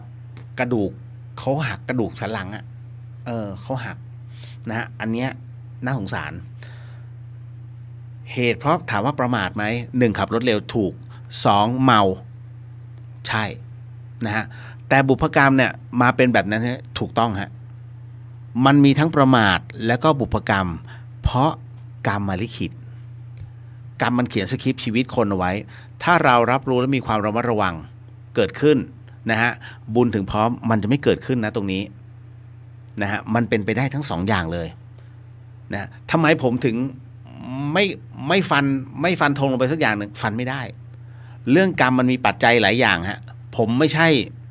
ท่านเท้าพญายมราชที่จะบอกบุพการได้เป๊ะไม่ได้ฮะมันแล้วแต่ว่ากงล้อแห่งกรรมมันไปตกที่ใครยังไงนะฮะตามเหตุปัจจัยของมัน นี่แหละถึงได้บอกผมไม่ค่อยจะกล้าในเรื่องของการฟันธงเรื่องของกรรมนะครับ ต่อมาอ๋อน่าจะเป็นคุณหญิงผ่องเพ็ญนะคะนะฮะท่านเล่าค่ะแต่เวลาอยู่กับญาติโยมท่านไม่เคยดุเลยนะคะเล่าทุกเรื่องสนุกหมดชอบมีจบหักมุกหลวงพี่ฮะประมาณนั้นคุณเมธาศรีสวัสดีครับพี่เดียวสวัสดีครับผมนะฮะมาต่อมาฮะ สภาวะใดที่จะกดตัวเองให้กลายเป็นผีแทนที่จะเป็นเทวดาคะโอ้โหสภาวะใดฮะสภาวะใดที่จะกดให้ตัวเองเป็นผีนะแทนที่จะเป็นเทวดาแน่นอนที่สุดสภาวะที่เกิดจากจิตอันเป็นอกุศลอย่างเช่นคุณมีความแค้นฉันไม่ให้อภัยเธอหรอกต่อให้เธอต้องตายหรือฉันต้องตายฉันไม่ให้อภัยถูกไหมครับเพราะฉะนั้นณตรงนี้จิตอันเป็นอกุศลทำให้เกิดบุพกรรมที่มันมีต่อเนื่องซึ่งกันและกันผมยกตัวอย่างเช่นใครรู้ไหม พญามารจำได้ไหมฮะเรื่องพญามารเคืองพญามารเคืองพุทธเจ้าแล้วเคืองเรื่องเดียวเรื่องเล็กๆเรื่องของถาดทองไงจำได้ไหมฮะ ที่พญามารนั้นเป็นพ่อค้าทองนะฮะเหมือนกับพระพุทธเจ้าของเราก็เป็นพ่อค้าทองเขาเรียกพ่อค้าของเก่าขออภัยเป็นพ่อค้าของเก่าปรากฏว่าพระพุทธเจ้าของเรานะฮะในชาติหนึ่งพระพุทธองค์นะท่านก็นั่งเกวียนมาเพื่อที่รับซื้อของเก่าปรากฏว่ามาเจอบ้านหลังหนึ่งบ้านหลังนี้จนมากนะฮะข้าวยากหมากแพงมากนะฮะแล้วก็เขาขายทุกอย่างเพื่อที่จะต้องประทังชีพจนกระทั่งเมื่อมาพระพุทธเจ้าของเราเนี่ยมาอยู่ที่บ้านหลังนี้เสร็จปุ๊บนะฮะก็เลยถามท่านยายมีอะไรจะขายนะท่านยายก็ให้หลานไปหยิบเขาเรียกว่าของเก่าที่ให้รับซื้อก็จะมีทั้งแจกันแล้วก็ถาดนะฮะเสร็จปุ๊บพระพุทธเจ้าก็บอกว่าเอาแจกันนี่เดี๋ยวให้ราคานี้นะแล้วถาดนี่เหรอพระพุทธเจ้าก็ดูเสร็จปุ๊บแล้วก็ลองขัดดูนิดโอ้อันนี้มันถาดทองคำนี่คุณยายนะฮะแหมอันนี้ราคาสูงนะนะฮะแต่ก็ไม่เป็นไรเดี๋ยว คุณยายจะขายไหมล่ะบอกโอ้ถาดทองคำเหรอพ่อหนุ่มนะฮะงั้นเราก็จะขายแต่ว่าพระพุทธเจ้าบอกว่าเดี๋ยวขอเก็บไว้ก่อนไปก่อน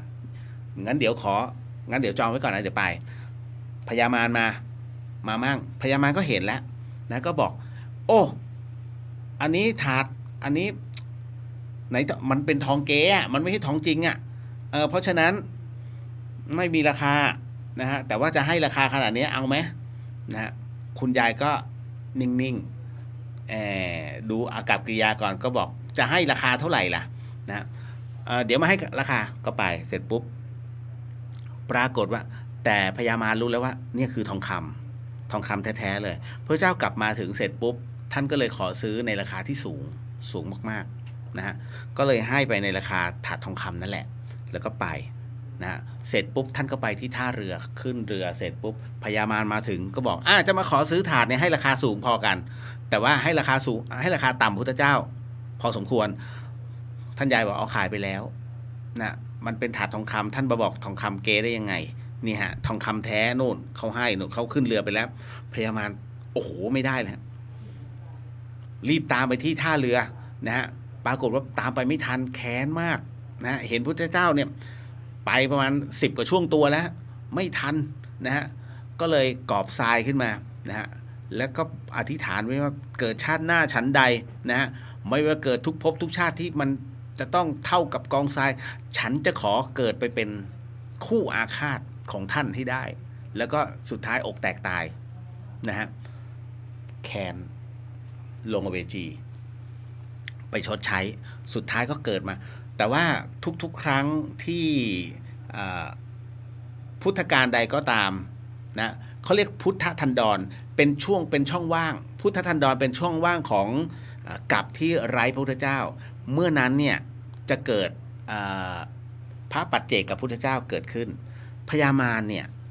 ในอนาคตการนะฮะในอนาคตในภายภาคหน้าถูกพยากรณ์แล้วว่าจะเป็นพระปัจเจกพุทธเจ้านะฮะอีกหนึ่งองค์นะฮะจริงๆแล้วตอนที่ไม่มีพระเจ้าตอนที่เป็นในส่วนของ พุทธทันดรเนี่ยนะฮะณตรงนั้นน่ะพญามารน่ะเมตตามากนะฮะโปรดมากทั้งหมดทั้งมวลนี่แหละนี่คือสิ่งที่มันเกิดขึ้นนะฮะเอาละเพราะฉะนั้นในสภาวะใดที่กดตัวเองให้กลายเป็นผีในสภาวะที่ใจมันคับแค้นรังเกียจจองเวรนะฮะประมาณนี้เลยฮะเพราะฉะนั้นจิตอันเป็นกุศลเนี่ยที่มันทำให้ตัวเราอะนะฮะกดตัวเราพอตายปุ๊บมันจะไปเป็นเทวดาไม่ได้จิตในระดับของความแค้นยอมแม้กระทั่งกูจะไม่เกิดอีกแล้วนะฮะกูจะขอแก้แค้นคือจิตโง่ๆมันจะมีแบบนี้ การที่จิตอาฆาตแค้นคือแรงแค้นเยอะเกินไปเนี่ยแล้วไม่ขอเกิดอีกแล้วถามว่าแตกดับไหมจำได้ไหมฮะมีคำถามหนึ่งว่าเอ๊ะถ้าจิตมันดับไปอย่างนี้นะฮะก็แสดงว่าอารมณ์เดียวกับนิพพานสิไม่ใช่นิพพานน่ะเกิดจากการบำเพ็ญนะทั้งหมดทั้งมวลแล้วก็ขจัดตัวกรรมให้เป็นเขาเรียกให้ตัวจิตมันบริสุทธิ์แล้วก็เข้าสู่สภาวะแห่งความว่างขึ้นแล้วแต่จิตที่มีอาฆาตพยาบาทคับแค้นกูไม่ขอเกิดแล้วจะขอล้างแค้นไอ้จิตโง่ๆเนี้ยนะฮะมันลืมไปว่าอ้าวตายแล้วยังไงต่อก็มึงไม่ขอเกิดนะจะไปอาฆาตทุกอย่างมีวาระของมันนะเมื่ออธิษฐานไม่ยอมเกิดนะฮะพอถึงเวลาเสร็จปุ๊บมันดับของมันแต่มันดับความเป็นมนุษย์จิตเนี้ยที่จะเป็นสัตว์ประเสริฐเนี่ยฮะมันจะกลับกลายจุติจากจิตอันเป็นมนุษย์ไปเป็นเดรัจฉานอาจจะเป็นไส้เดือนกิ้งกือว่ากันไปนะฮะเพราะฉะนั้นเนี่ยนี่คืออย่าไปอาฆาตขนาดนั้นถ้าอาฆาตอธิษฐานกูไม่เกิดกูจะแก้แค้นเดี๋ยวทุกอย่างมีวันมันจะมีวันสิ้นสุดของมันนะฮะเพราะฉะนั้นอย่าคิดว่าวันนี้เราประพฤติชั่วอย่างเช่นชนแล้วหนีอย่างเงี้ยนะแล้วมันจะรอดวันหนึ่งจะมาถึงคิวถูกไหมฮะก็เช่นเดียวกับอย่าคิดว่าเป็นถึงอธิบดีแล้วจะไม่รอดเพราะท้ายที่สุดแล้ววันนี้พลาดถูกจับไงนะฮะล่อซื้อเงินซื้อตำแหน่งเห็นไหมฮะเพราะสิ่งที่คิดว่ารอดแน่ๆไม่รอดตัวกรรมมันตีกลับทันทีนี่คือสิ่งที่มันต้องเกิดขึ้นกับคนทุกคนฮะเพราะฉะนั้นอย่าไปเล่นในเรื่องของกรรมนะฮะตรงนี้สภาวะนี้แหละนะจ๊ะเก็ตเนาะอย่าไปสะกดตัวเองสิถ้าคุณคิดไม่ดีกันนะคุณกำลังแช่งตัวเองนะฮะอ่ะไหนๆก็ไหนๆมาเข้าสู่เรื่องราวหลอนๆก่อนแล้วกันเดี๋ยวหลายๆคนนะฮะจะรีบไปนอนใช่ไหมไม่เป็นไรเพราะว่าเขาอยากฟังหลอนจัดไปนะฮะคุณผู้ฟังครับผมบอกไว้ก่อนนะสิ่งที่คุณผู้ฟังกำลังจะได้ยินได้ฟังเรื่องราวจากพี่เลียวต่อไปนี้นั้นอย่าเชื่อนะฮะให้ฟังหูไว้หูแล้วก็ใช้วิจารณญาณทุกครั้งในการรับฟังเรื่องราวประเภทนี้ข้อสำคัญเนี่ยอยากให้คุณผู้ฟังได้ฟังเป็นนิยายฮะเพราะว่าเรื่องที่ผมกำลังจะเล่าต่อไปนี้เป็นเรื่องราวที่น้องท่านหนึ่งส่งมาเล่าประสบการณ์ตรงให้ฟังเป็นช่วงที่เธอกำลังมาเชียงใหม่พอดีเมื่อไม่กี่วันที่ผ่านมานะฮะและเรื่องราวของเธอนั้นมีอยู่ว่าพี่เลียวคะคือหนูขับรถกลับบ้านที่เชียงใหม่เนี่ยก็มาในเส้นของเขาเรียกน้ำตกน้องเขาเขียนน้ำตกเขามาเส้นป่าเมี่ยงดอยสะเก็ดคือถ้ามาเส้นป่าเมี่ยงแสดงว่าน้องมาจากลำปางเส้นน้ำตกแจ้ซ้อนถูกไหมฮะน้องจะมาเส้นหลังเพื่อที่จะมาทะลุดอยสะเก็ดไอ้เส้นเนี้ยคุณถ้าคุณจะมาเชียงใหม่แล้วอยากจะชมธรรมชาตินะฮะให้คุณถ้ามาจากกรุงเทพให้คุณไปตรงน้ำตกแจ้ซ้อนก่อนน้ำพุร้อนแจ้ซ้อนแล้วจากนั้นให้คุณมาถนนเส้นน้ำพุร้อนแจ้ซ้อนนั่นแหละไปด้านข้างนะคุณจะผ่านภูลังกาแล้วจะมาเรื่อยๆเส้นนี้มันจะไต่ไปเรื่อยเป็นเส้นไร่กาแฟเลยจะผ่านชุมชนเลยมากมายเส้นทางคดเคี้ยวแต่มันเป็น2 เลนนะเขาคนจะไม่ค่อยใช้ถนนเส้นนี้ซึ่งมันสามารถมีทางแยกไปแม่กำปองได้ มันจะไปเรื่อยไปทะลุดอยสะเก็ดเส้นนี้สวยมากไม่ค่อยมีคนใช้แล้วคุณจะไปได้โฟล์มากอันเนี้ยต้องบอกเลยเพราะน้องเขาเขียนว่าป่าเมี่ยงผมรู้แล้วว่าเส้นไหนนะฮะมาเส้นป่าเมี่ยงดอยสะเก็ดค่ะตอนนั้นมากับเพื่อนอีก2 คนก็มาช่วงราวๆตี 1ปรากฏว่าช่วงนั้น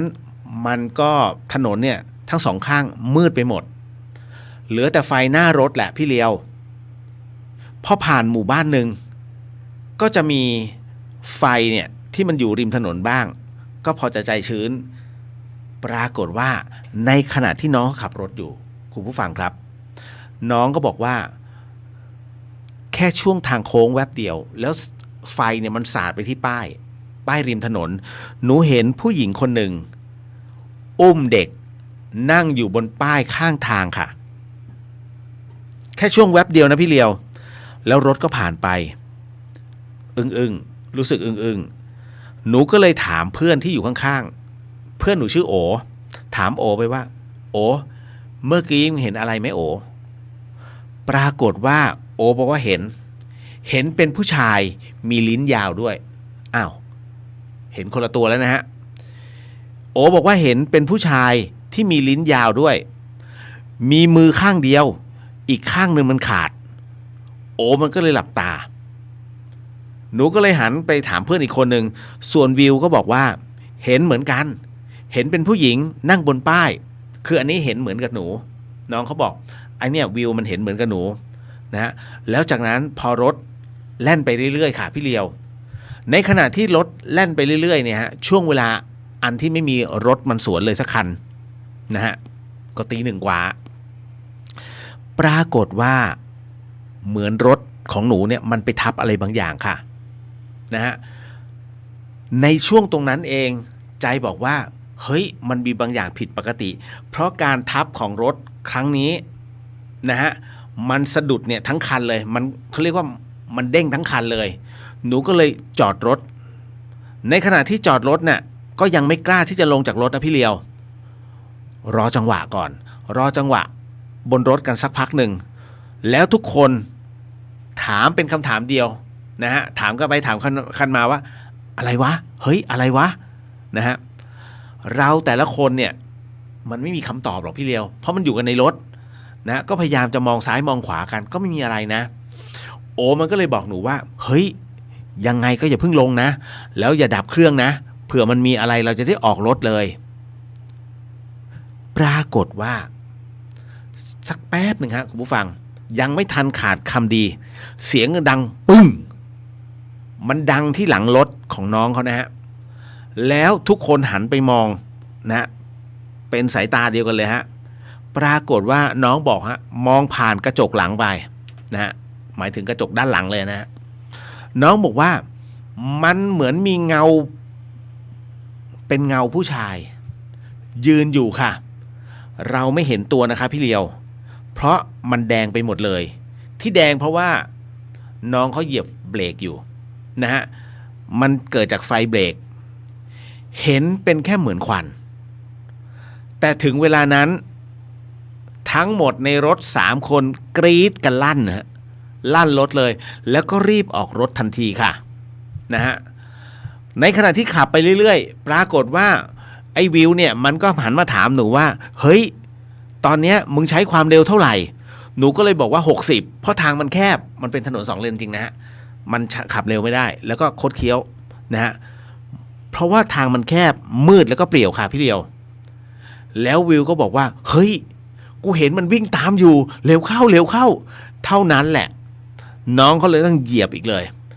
จนมาถึงอีก1 หมู่บ้านฮะเป็นหมู่บ้านใหญ่มีไฟพร้อมถึงตรงเนี้ยไม่เห็นอะไรแล้วนะฮะก็เขาขับไปเรื่อยจนกระทั่งมาทะลุถึงดอยสะเก็ดเลยน้องก็ถามว่าหนูเลยสงสัยว่าที่หนูเจอกันน่ะตกลงมันคือสัมภเวสีหรือผีเจ้าที่คะที่น้องเขาถามนะฮะคือผมก็คุยกันในอินบ็อกซ์เสร็จปุ๊บนะฮะสรุปได้ง่ายๆเลยฮะคือสิ่งที่น้องเจอแล้วผมสอบถามแล้วเช็คแล้วมันก็คือสัมภเวสี นะฮะสัมภเวสีนะครับ แล้วก็คือสัมภเวสีแถวนั้นนะมันก็เยอะครับเป็นประเภทที่ไม่ทำบุญไม่รอรับบุญนะฮะไม่เอาในเรื่องของบุญอยากได้คนแทนนะฮะอยากได้คนแทนที่นะฮะก็จะอยู่ตรงนั้นนะครับ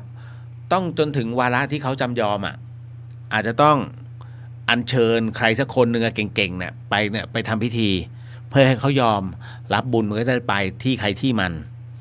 นั่นแหละครับนี่ก็คือหนึ่งเรื่องราวเนาะนะฮะเห็นไหมบอกแล้วเรื่องผีก็มี นะในค่ำคืนนี้คือ อะไรก็ตามนะฮะผมอยากให้ท่านเชื่อมั่นในตัวเองเรื่องผีเรื่องวิญญาณเนี่ยผมจะบอกไว้ก่อนในตารางของ30ภพภูมิเราเนี่ยผู้เป็นมนุษย์คือมนุษย์สาเทโว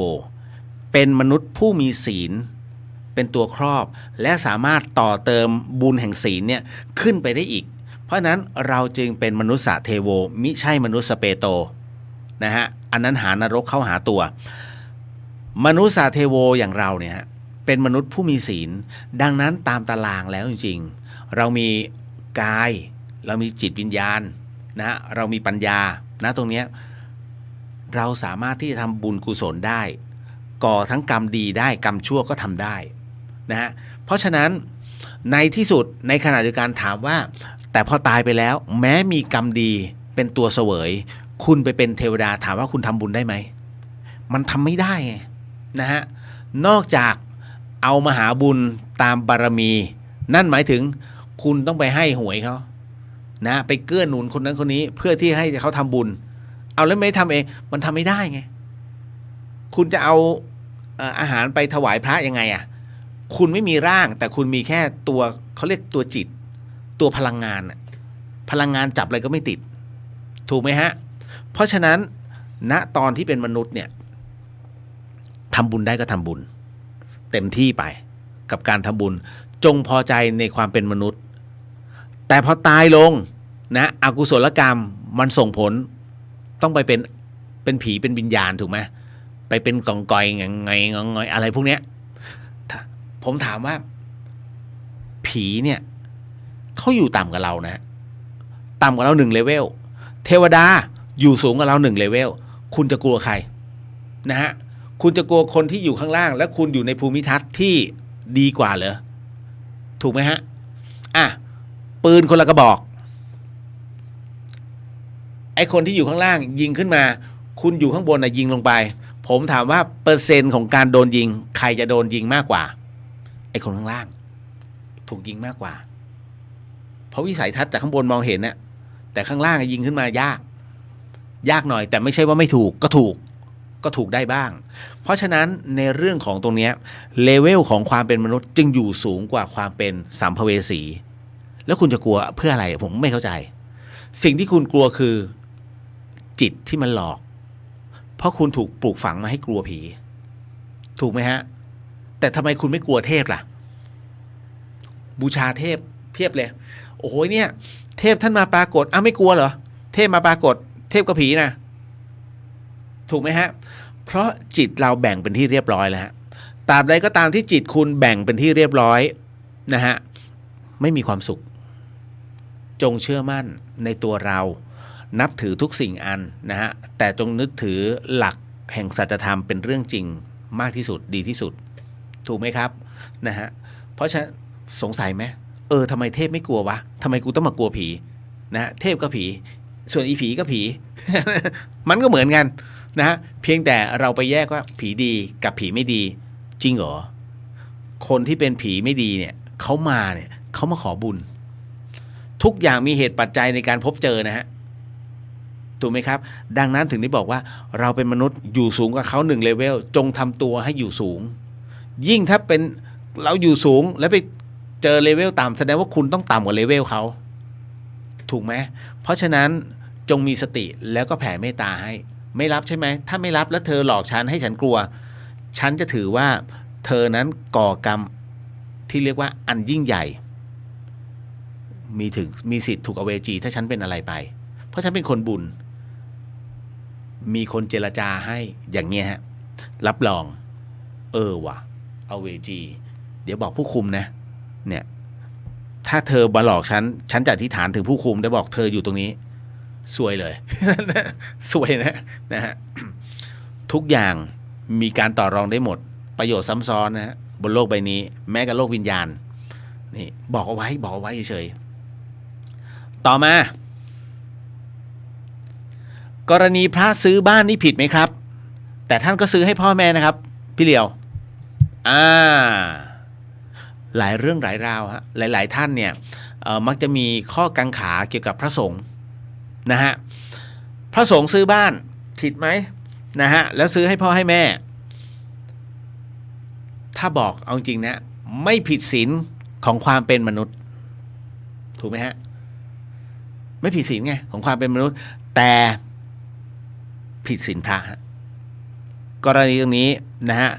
มันไปอยู่ในข้อของปาจิตตีนะฮะนิสสกิยปาจิตตีท่านจะผิดอยู่ในข้อที่19นั่นคือซื้อขายด้วยเงินทองไม่ได้มันเป็นพระวินัยที่ถูกจัดเอาไว้ในข้อปาจิตตีตัวนี้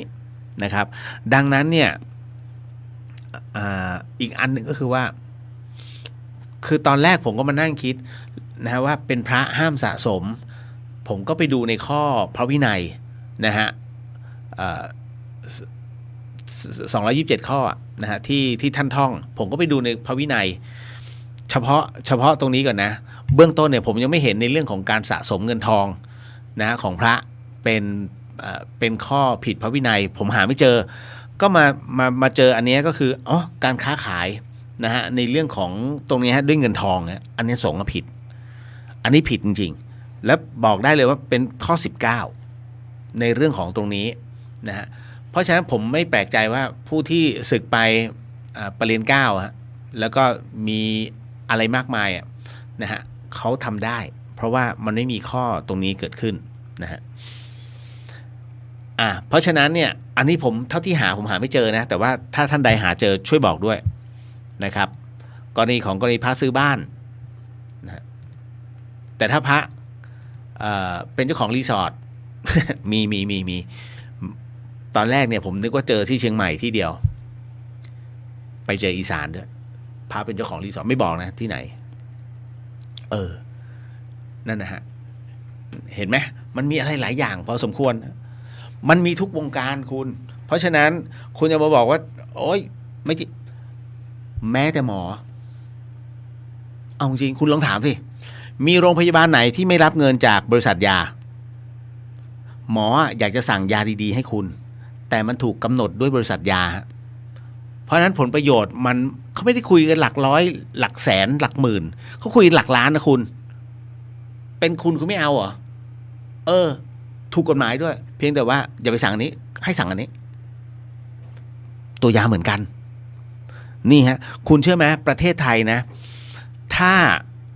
เป็นผู้ที่มีความซื่อสัตย์สุจริตทุกวงการเลยนะคุณคนไทยไม่จนนะฮะ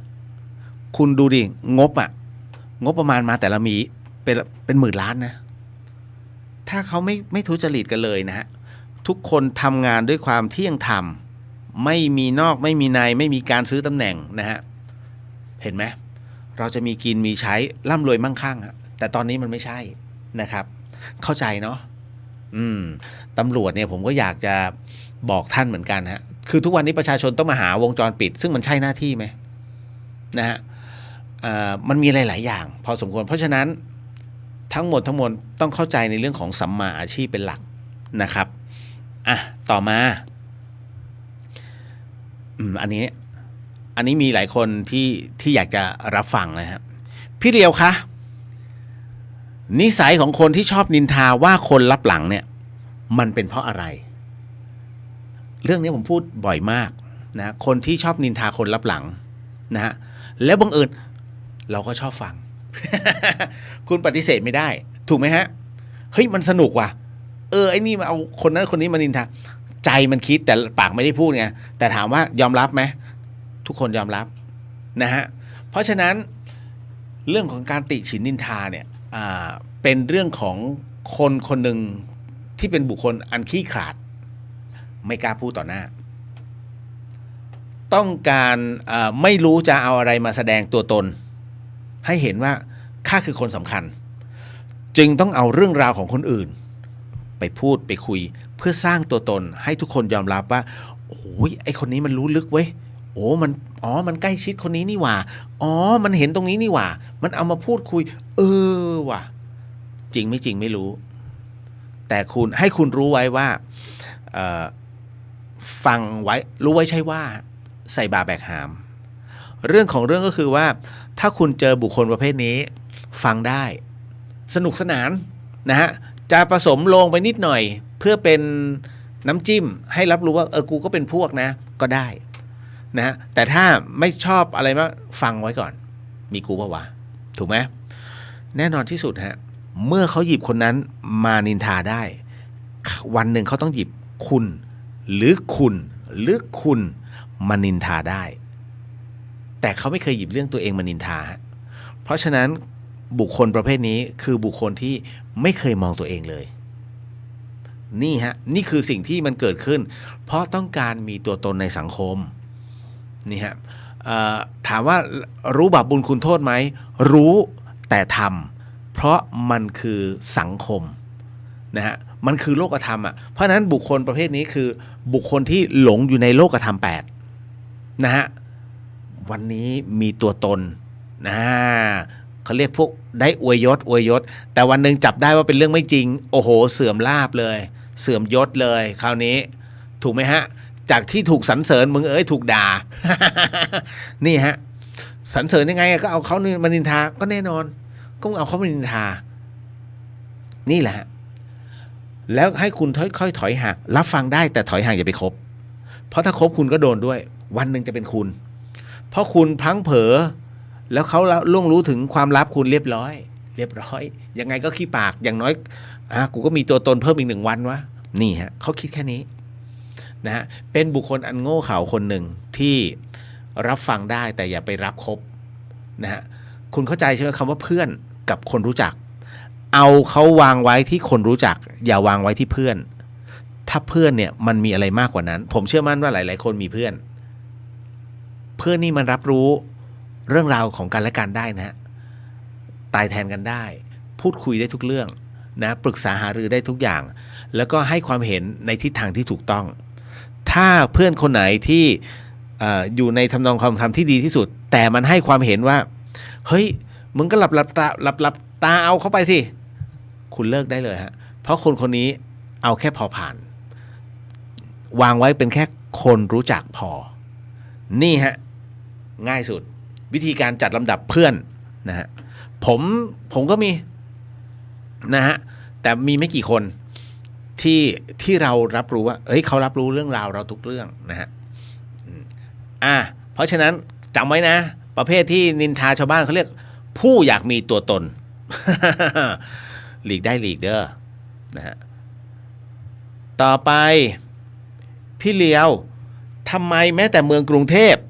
ยังมีผีวิญญาณคะแม้แต่นิวยอร์กยังมีเลยค่ะไหนว่าแสงไฟและเสียงจะไม่ทำให้ผีปรากฏถูกไงคือวิญญาณคือ1 หน่วยพลังงานที่มันมีค่าเล็กๆฮะ16 จูลแค่นั้นแต่ในขณะเดียวกันแสงไฟอารามของกรุงเทพมหานครมันมีตลอดคืนไหมล่ะนะฮะมันต้องมีบางจุดที่เป็นจุดอับผิดพลาดเกิดขึ้นการปรากฏของวิญญาณมันมีหลายอย่างนะคุณมันต้องมีเรื่องราวด้วยไม่ใช่อยู่อยากเกิดก็เกิดมันต้องมีความชื้นสัมผัสมันมีห่วงเวลาของมันน้องที่ผมเจอกันอยู่บ่อยๆเนี่ยฮะจะบอกว่าช่วงเวลาที่จะเจอผีเนี่ยของเขานะตั้งแต่3 ทุ่มจนถึงตี 4:30จนถึงตี 5ของเขาแต่ที่ ขออภัย ที่ผมวิจัยไม่ได้เล่นๆนะผมทำวิจัยเรื่องนี้อยู่นะฮะ วิญญาณเนี่ยนอกจากความชื้นสัมผัสแล้วมันจะอยู่ในช่วงของประมาณ5 ทุ่มครึ่งไปจนถึงตี 3:30เรียบตี 4 มันจะอยู่ในช่วงเวลาที่พอดี แต่ตรงนั้นต้องมีเรื่องราวด้วย ไม่ให้อยู่ๆอยากเกิดก็เกิดนะความชื้นไม่ได้นะที่สำคัญคือบุคคลที่พบเจอต้องมีความเกี่ยวเนื่องเกี่ยวข้องหรือเป็นผู้ที่สามารถมีสัมผัสรับรู้มาก่อนมันถึงสามารถจูนเจอได้ทั้งหมดจูนเจอได้นะฮะเพราะฉะนั้นถ้าคุณเป็นคนที่จูนเลยไม่ได้ทุกวันนี้คุณยังไม่เห็นแล้วคุณก็จะมานั่งทำไมคุณไม่เห็นมั้งอย่าคุณจะไปคิดอย่างนั้นไม่เห็นประเภทนี้ดีที่สุดเพราะเขาให้มาไม่เห็นอย่าพยายามจะเห็นเพราะถ้าคุณอยากจะพยายามจะเห็นมันเดือดร้อนผมพูดจริงนะ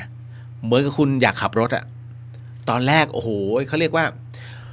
เวลาจะไปเหมือนไก่จะบินเวลาจะมาเหมือนหาจะกินเคยได้ยินคำนี้ใช่ไหมฮะเหมือนกันอยากขับรถเป็นขับโอ้ไปเรียนขับรถอย่างดีสอบใบขับขี่ผ่านเสร็จปุ๊บกูไม่อยากขับแล้วรถติดอะออกไปก็แงกก็จะขยับเบื่อเห็นไหมฮะอารมณ์นี้เลยฮะเป็นแล้วไงสุดท้ายได้ขับสมใจแต่เบื่อมันต้องขับตลอดเหมือนกันฮะจะเห็นพวกวิญญาณเนี่ยอย่าแต่ยิ่งห้ามเหมือนยิ่งยุเอาจริงคนในอยากออกคนนอกอยากเข้าจริงนะไอ้เรื่องราวประเภทเนี้ยพอคุณเห็นปุ๊บนะคุณเดือดร้อนทันทีเฮ้ยใช่ป่าววะเฮ้ยทำไมน่ากลัวงี้วะเฮ้ยนี่นู่นนั่นเพราะมันมาในหลายรูปแบบนะคุณมันมีมาทั้งดีและไม่ดีบางครั้งโผล่มาในขณะที่คุณเนี่ยกำลังคิดเลยเพลินๆเคยไหมฮะนั่งคิดงานอยู่แล้วมาโผล่ตรงหน้าเนื้อฉีกๆเงี้ยโอ้โหหัวใจจะวายแล้วผมหัวใจอยู่3ห้องมันก็มีอะไรประเภทนี้นะอันนี้เล่าสู่กันฟัง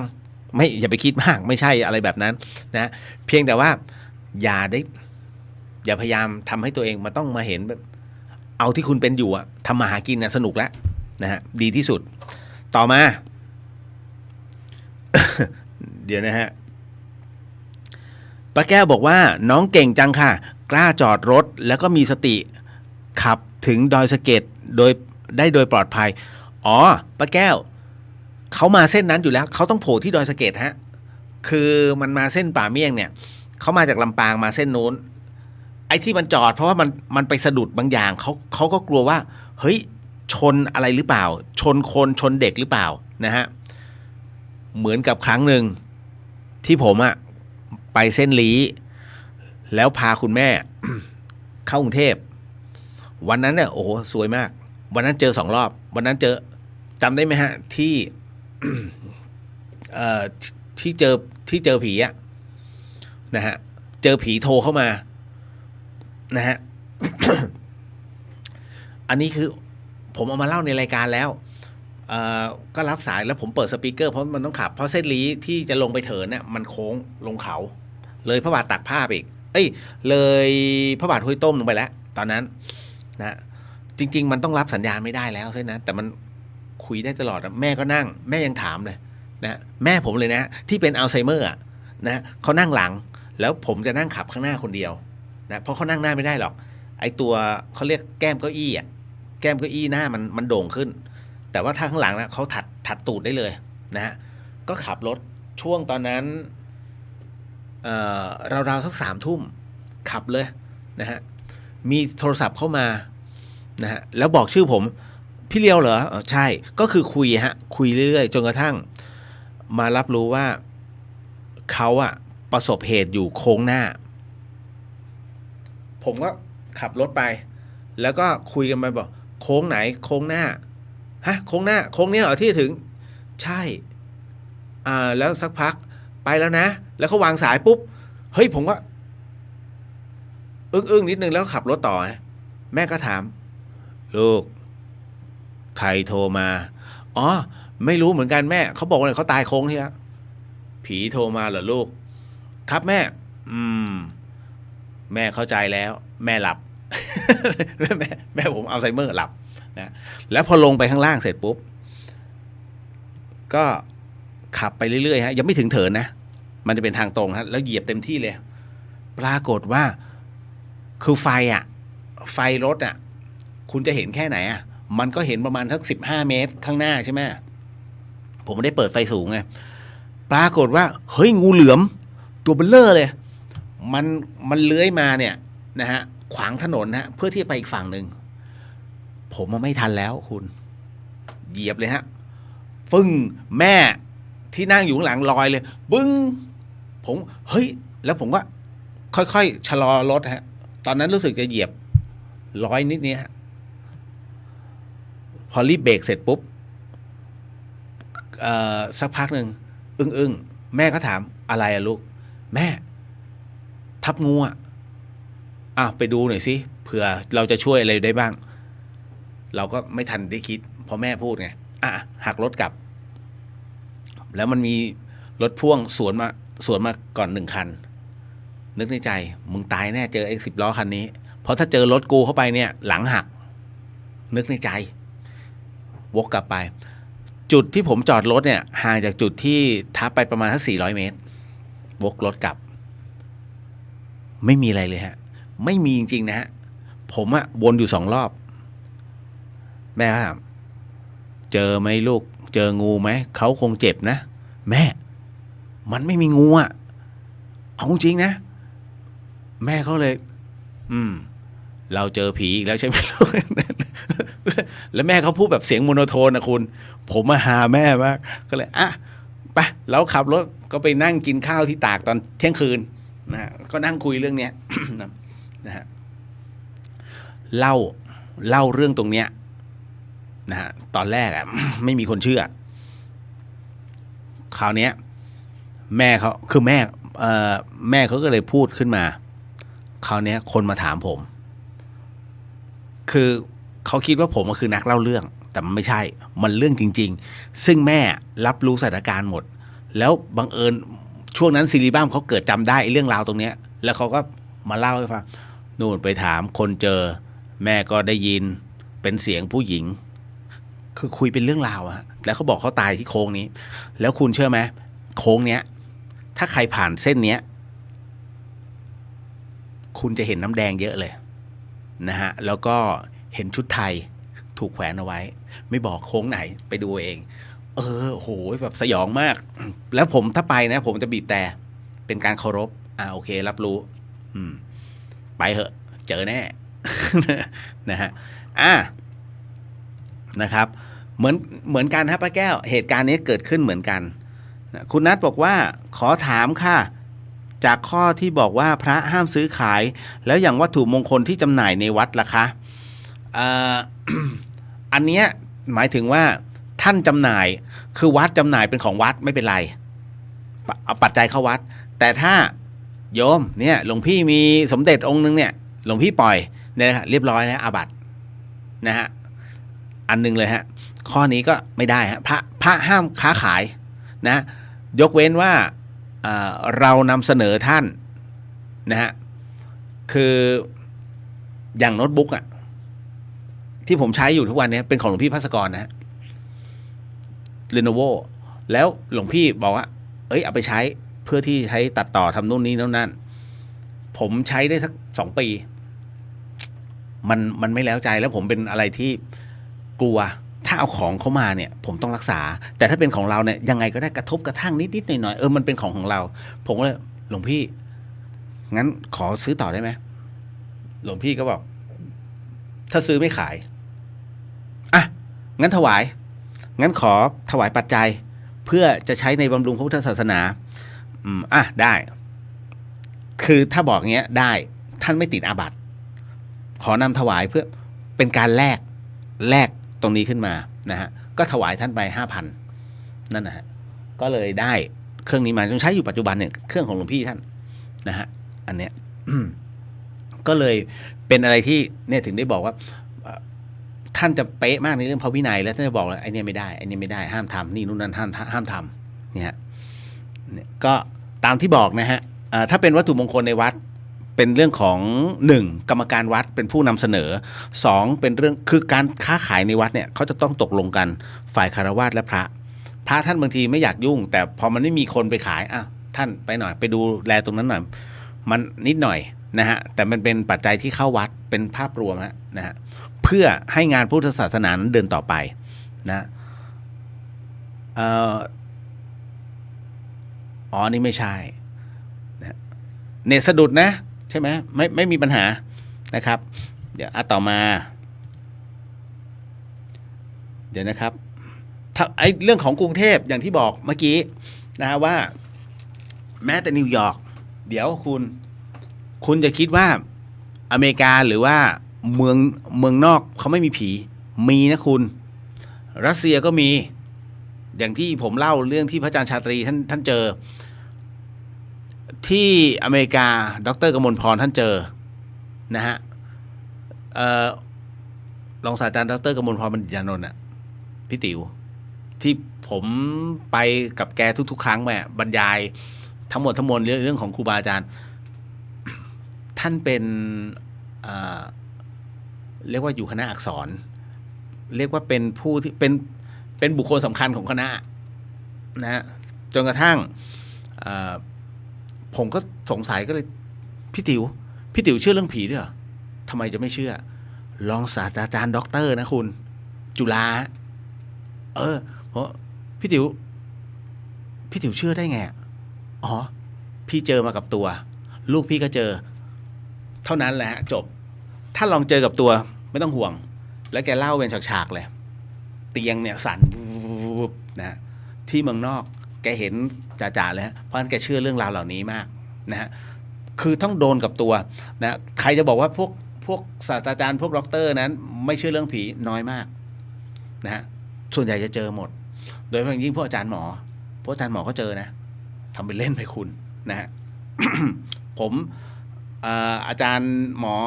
ทันตแพทย์เนี่ยนะฮะหมอฟันเนี่ยโอ้ยผมพอเล่าเรื่องนี้ปุ๊บเวลาออกพสวมานั่งฟังแล้วก็มาเล่าเรื่องของตัวเองว่าโอ้โหหมอโดนหนักกับผมอีก โดนหมดฮะถึงได้เชื่อกัน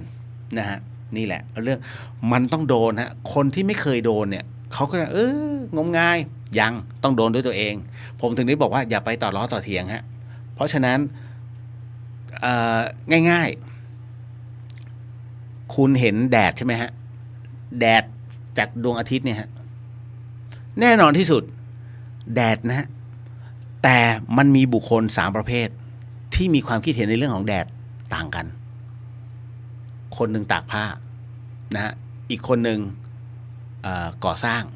ส่วนอีกคนหนึ่งอยู่ในห้องแอร์คนที่คนที่ซักผ้าก็บอกว่าเฮ้ยวันนี้แดดออกแล้วโอ้สุดยอดมากตากผ้าส่วน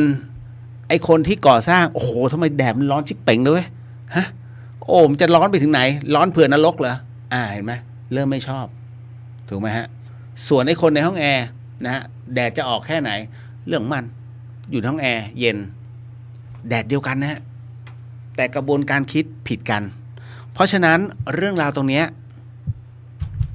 เอาเถอะคุณเชื่อเถอะมันมีคนที่คิดเห็นเนี่ยไม่เหมือนกันแค่นั้นเลยฮะอันนี้เก็ตนะฮะผมยกตัวอย่างเพราะฉะนั้นในเรื่องของจิตวิญญาณหรือว่าเรื่องผีเนี่ยมันเป็นช่วงของจังหวะนะมันเป็นเรื่องราวของแต่ละบุคคลที่จะเจอหรือที่จะพบแต่ส่วนใหญ่เจอเอาจริงนะส่วนใหญ่เจอฮะไม่มีใครรอดสักคนเมื่อถึงเวลานั้นนะโดนทุกคนฮะไม่งั้นครูบาอาจารย์ท่านจะไม่มาเล่าไม่มาพูดหรอกฮะว่าเนี่ยเรื่องเทวดาเรื่องนาคเนี่ยไม่ท่านจะไม่มาเพ้อเจ้อนะฮะเพราะท่านน่ะศีลบริสุทธิ์พวกนี้นะฮะดังนั้นเรื่องราวเหล่านี้มันมีเขาเรียกเป็นเรื่องอาจินไตยซึ่งเล่าให้หมู่ศิษย์ลูกศิษย์ลูกหาที่ใกล้ชิดฟังเท่านั้นแต่ลูกศิษย์ลูกหาเนี่ยมาขยายนะเพื่อให้รับรู้ว่าครูบาอาจารย์ของเราได้สอนแบบนี้เราก็รับรู้ขึ้นมาเพียงแต่ว่าการถ่ายทอดหรือว่าการสื่อสารอย่าไปเติมมากแค่นั้นแหละฮะนะเรื่องราวนะฮะก็หมดเวลาเฮ้ยตายเดี๋ยวมีท่านใดสงสัยไหมเนี่ยเดี๋ยวผมติดค้างหมดเอาละก็ถือว่าฝากนิดนึงพอดีวันที่31นะฮะคืนวันที่31ถึงวันที่1นะครับท่านใดที่มาร่วมสวดมนต์ข้ามปีทางวัดฝายหินของเราก็จะมอบสิ่งดีๆนะฮะก็คือพรหมสารีริกธาตุนะฮะ ให้เอาไปบูชาไม่ต้องมาเช่านะฮะท่านไม่นิยมเอาพระมหาสารีริกธาตุให้เช่าไม่มี ถือว่าเป็นโมทนาความดีตั้งแต่ต้นปีเลยนะครับสำหรับผู้ที่มาที่บนวัดฝายหินนะมีที่จอดรถพร้อมนะฮะกินอาหงอาหารมานะไม่งั้นเดือดร้อนพระ พูดเล่นเดี๋ยวมาว่ากันอีกทีเจอกันวันเสาร์นะครับพรุ่งนี้เทปมะรืนเทปเจอทีวันศุกร์ก่อนนะแล้วเดี๋ยววันเสาร์เนี่ยขออนุญาตนะฮะนำอโหสิกรรมด้วยก็เจอกันวันนั้น นะครับอ่ะแล้วก็มีเรื่องอะไรที่ต้องฝากก็ไม่น่ามีผมไม่ลืมอะไรนะ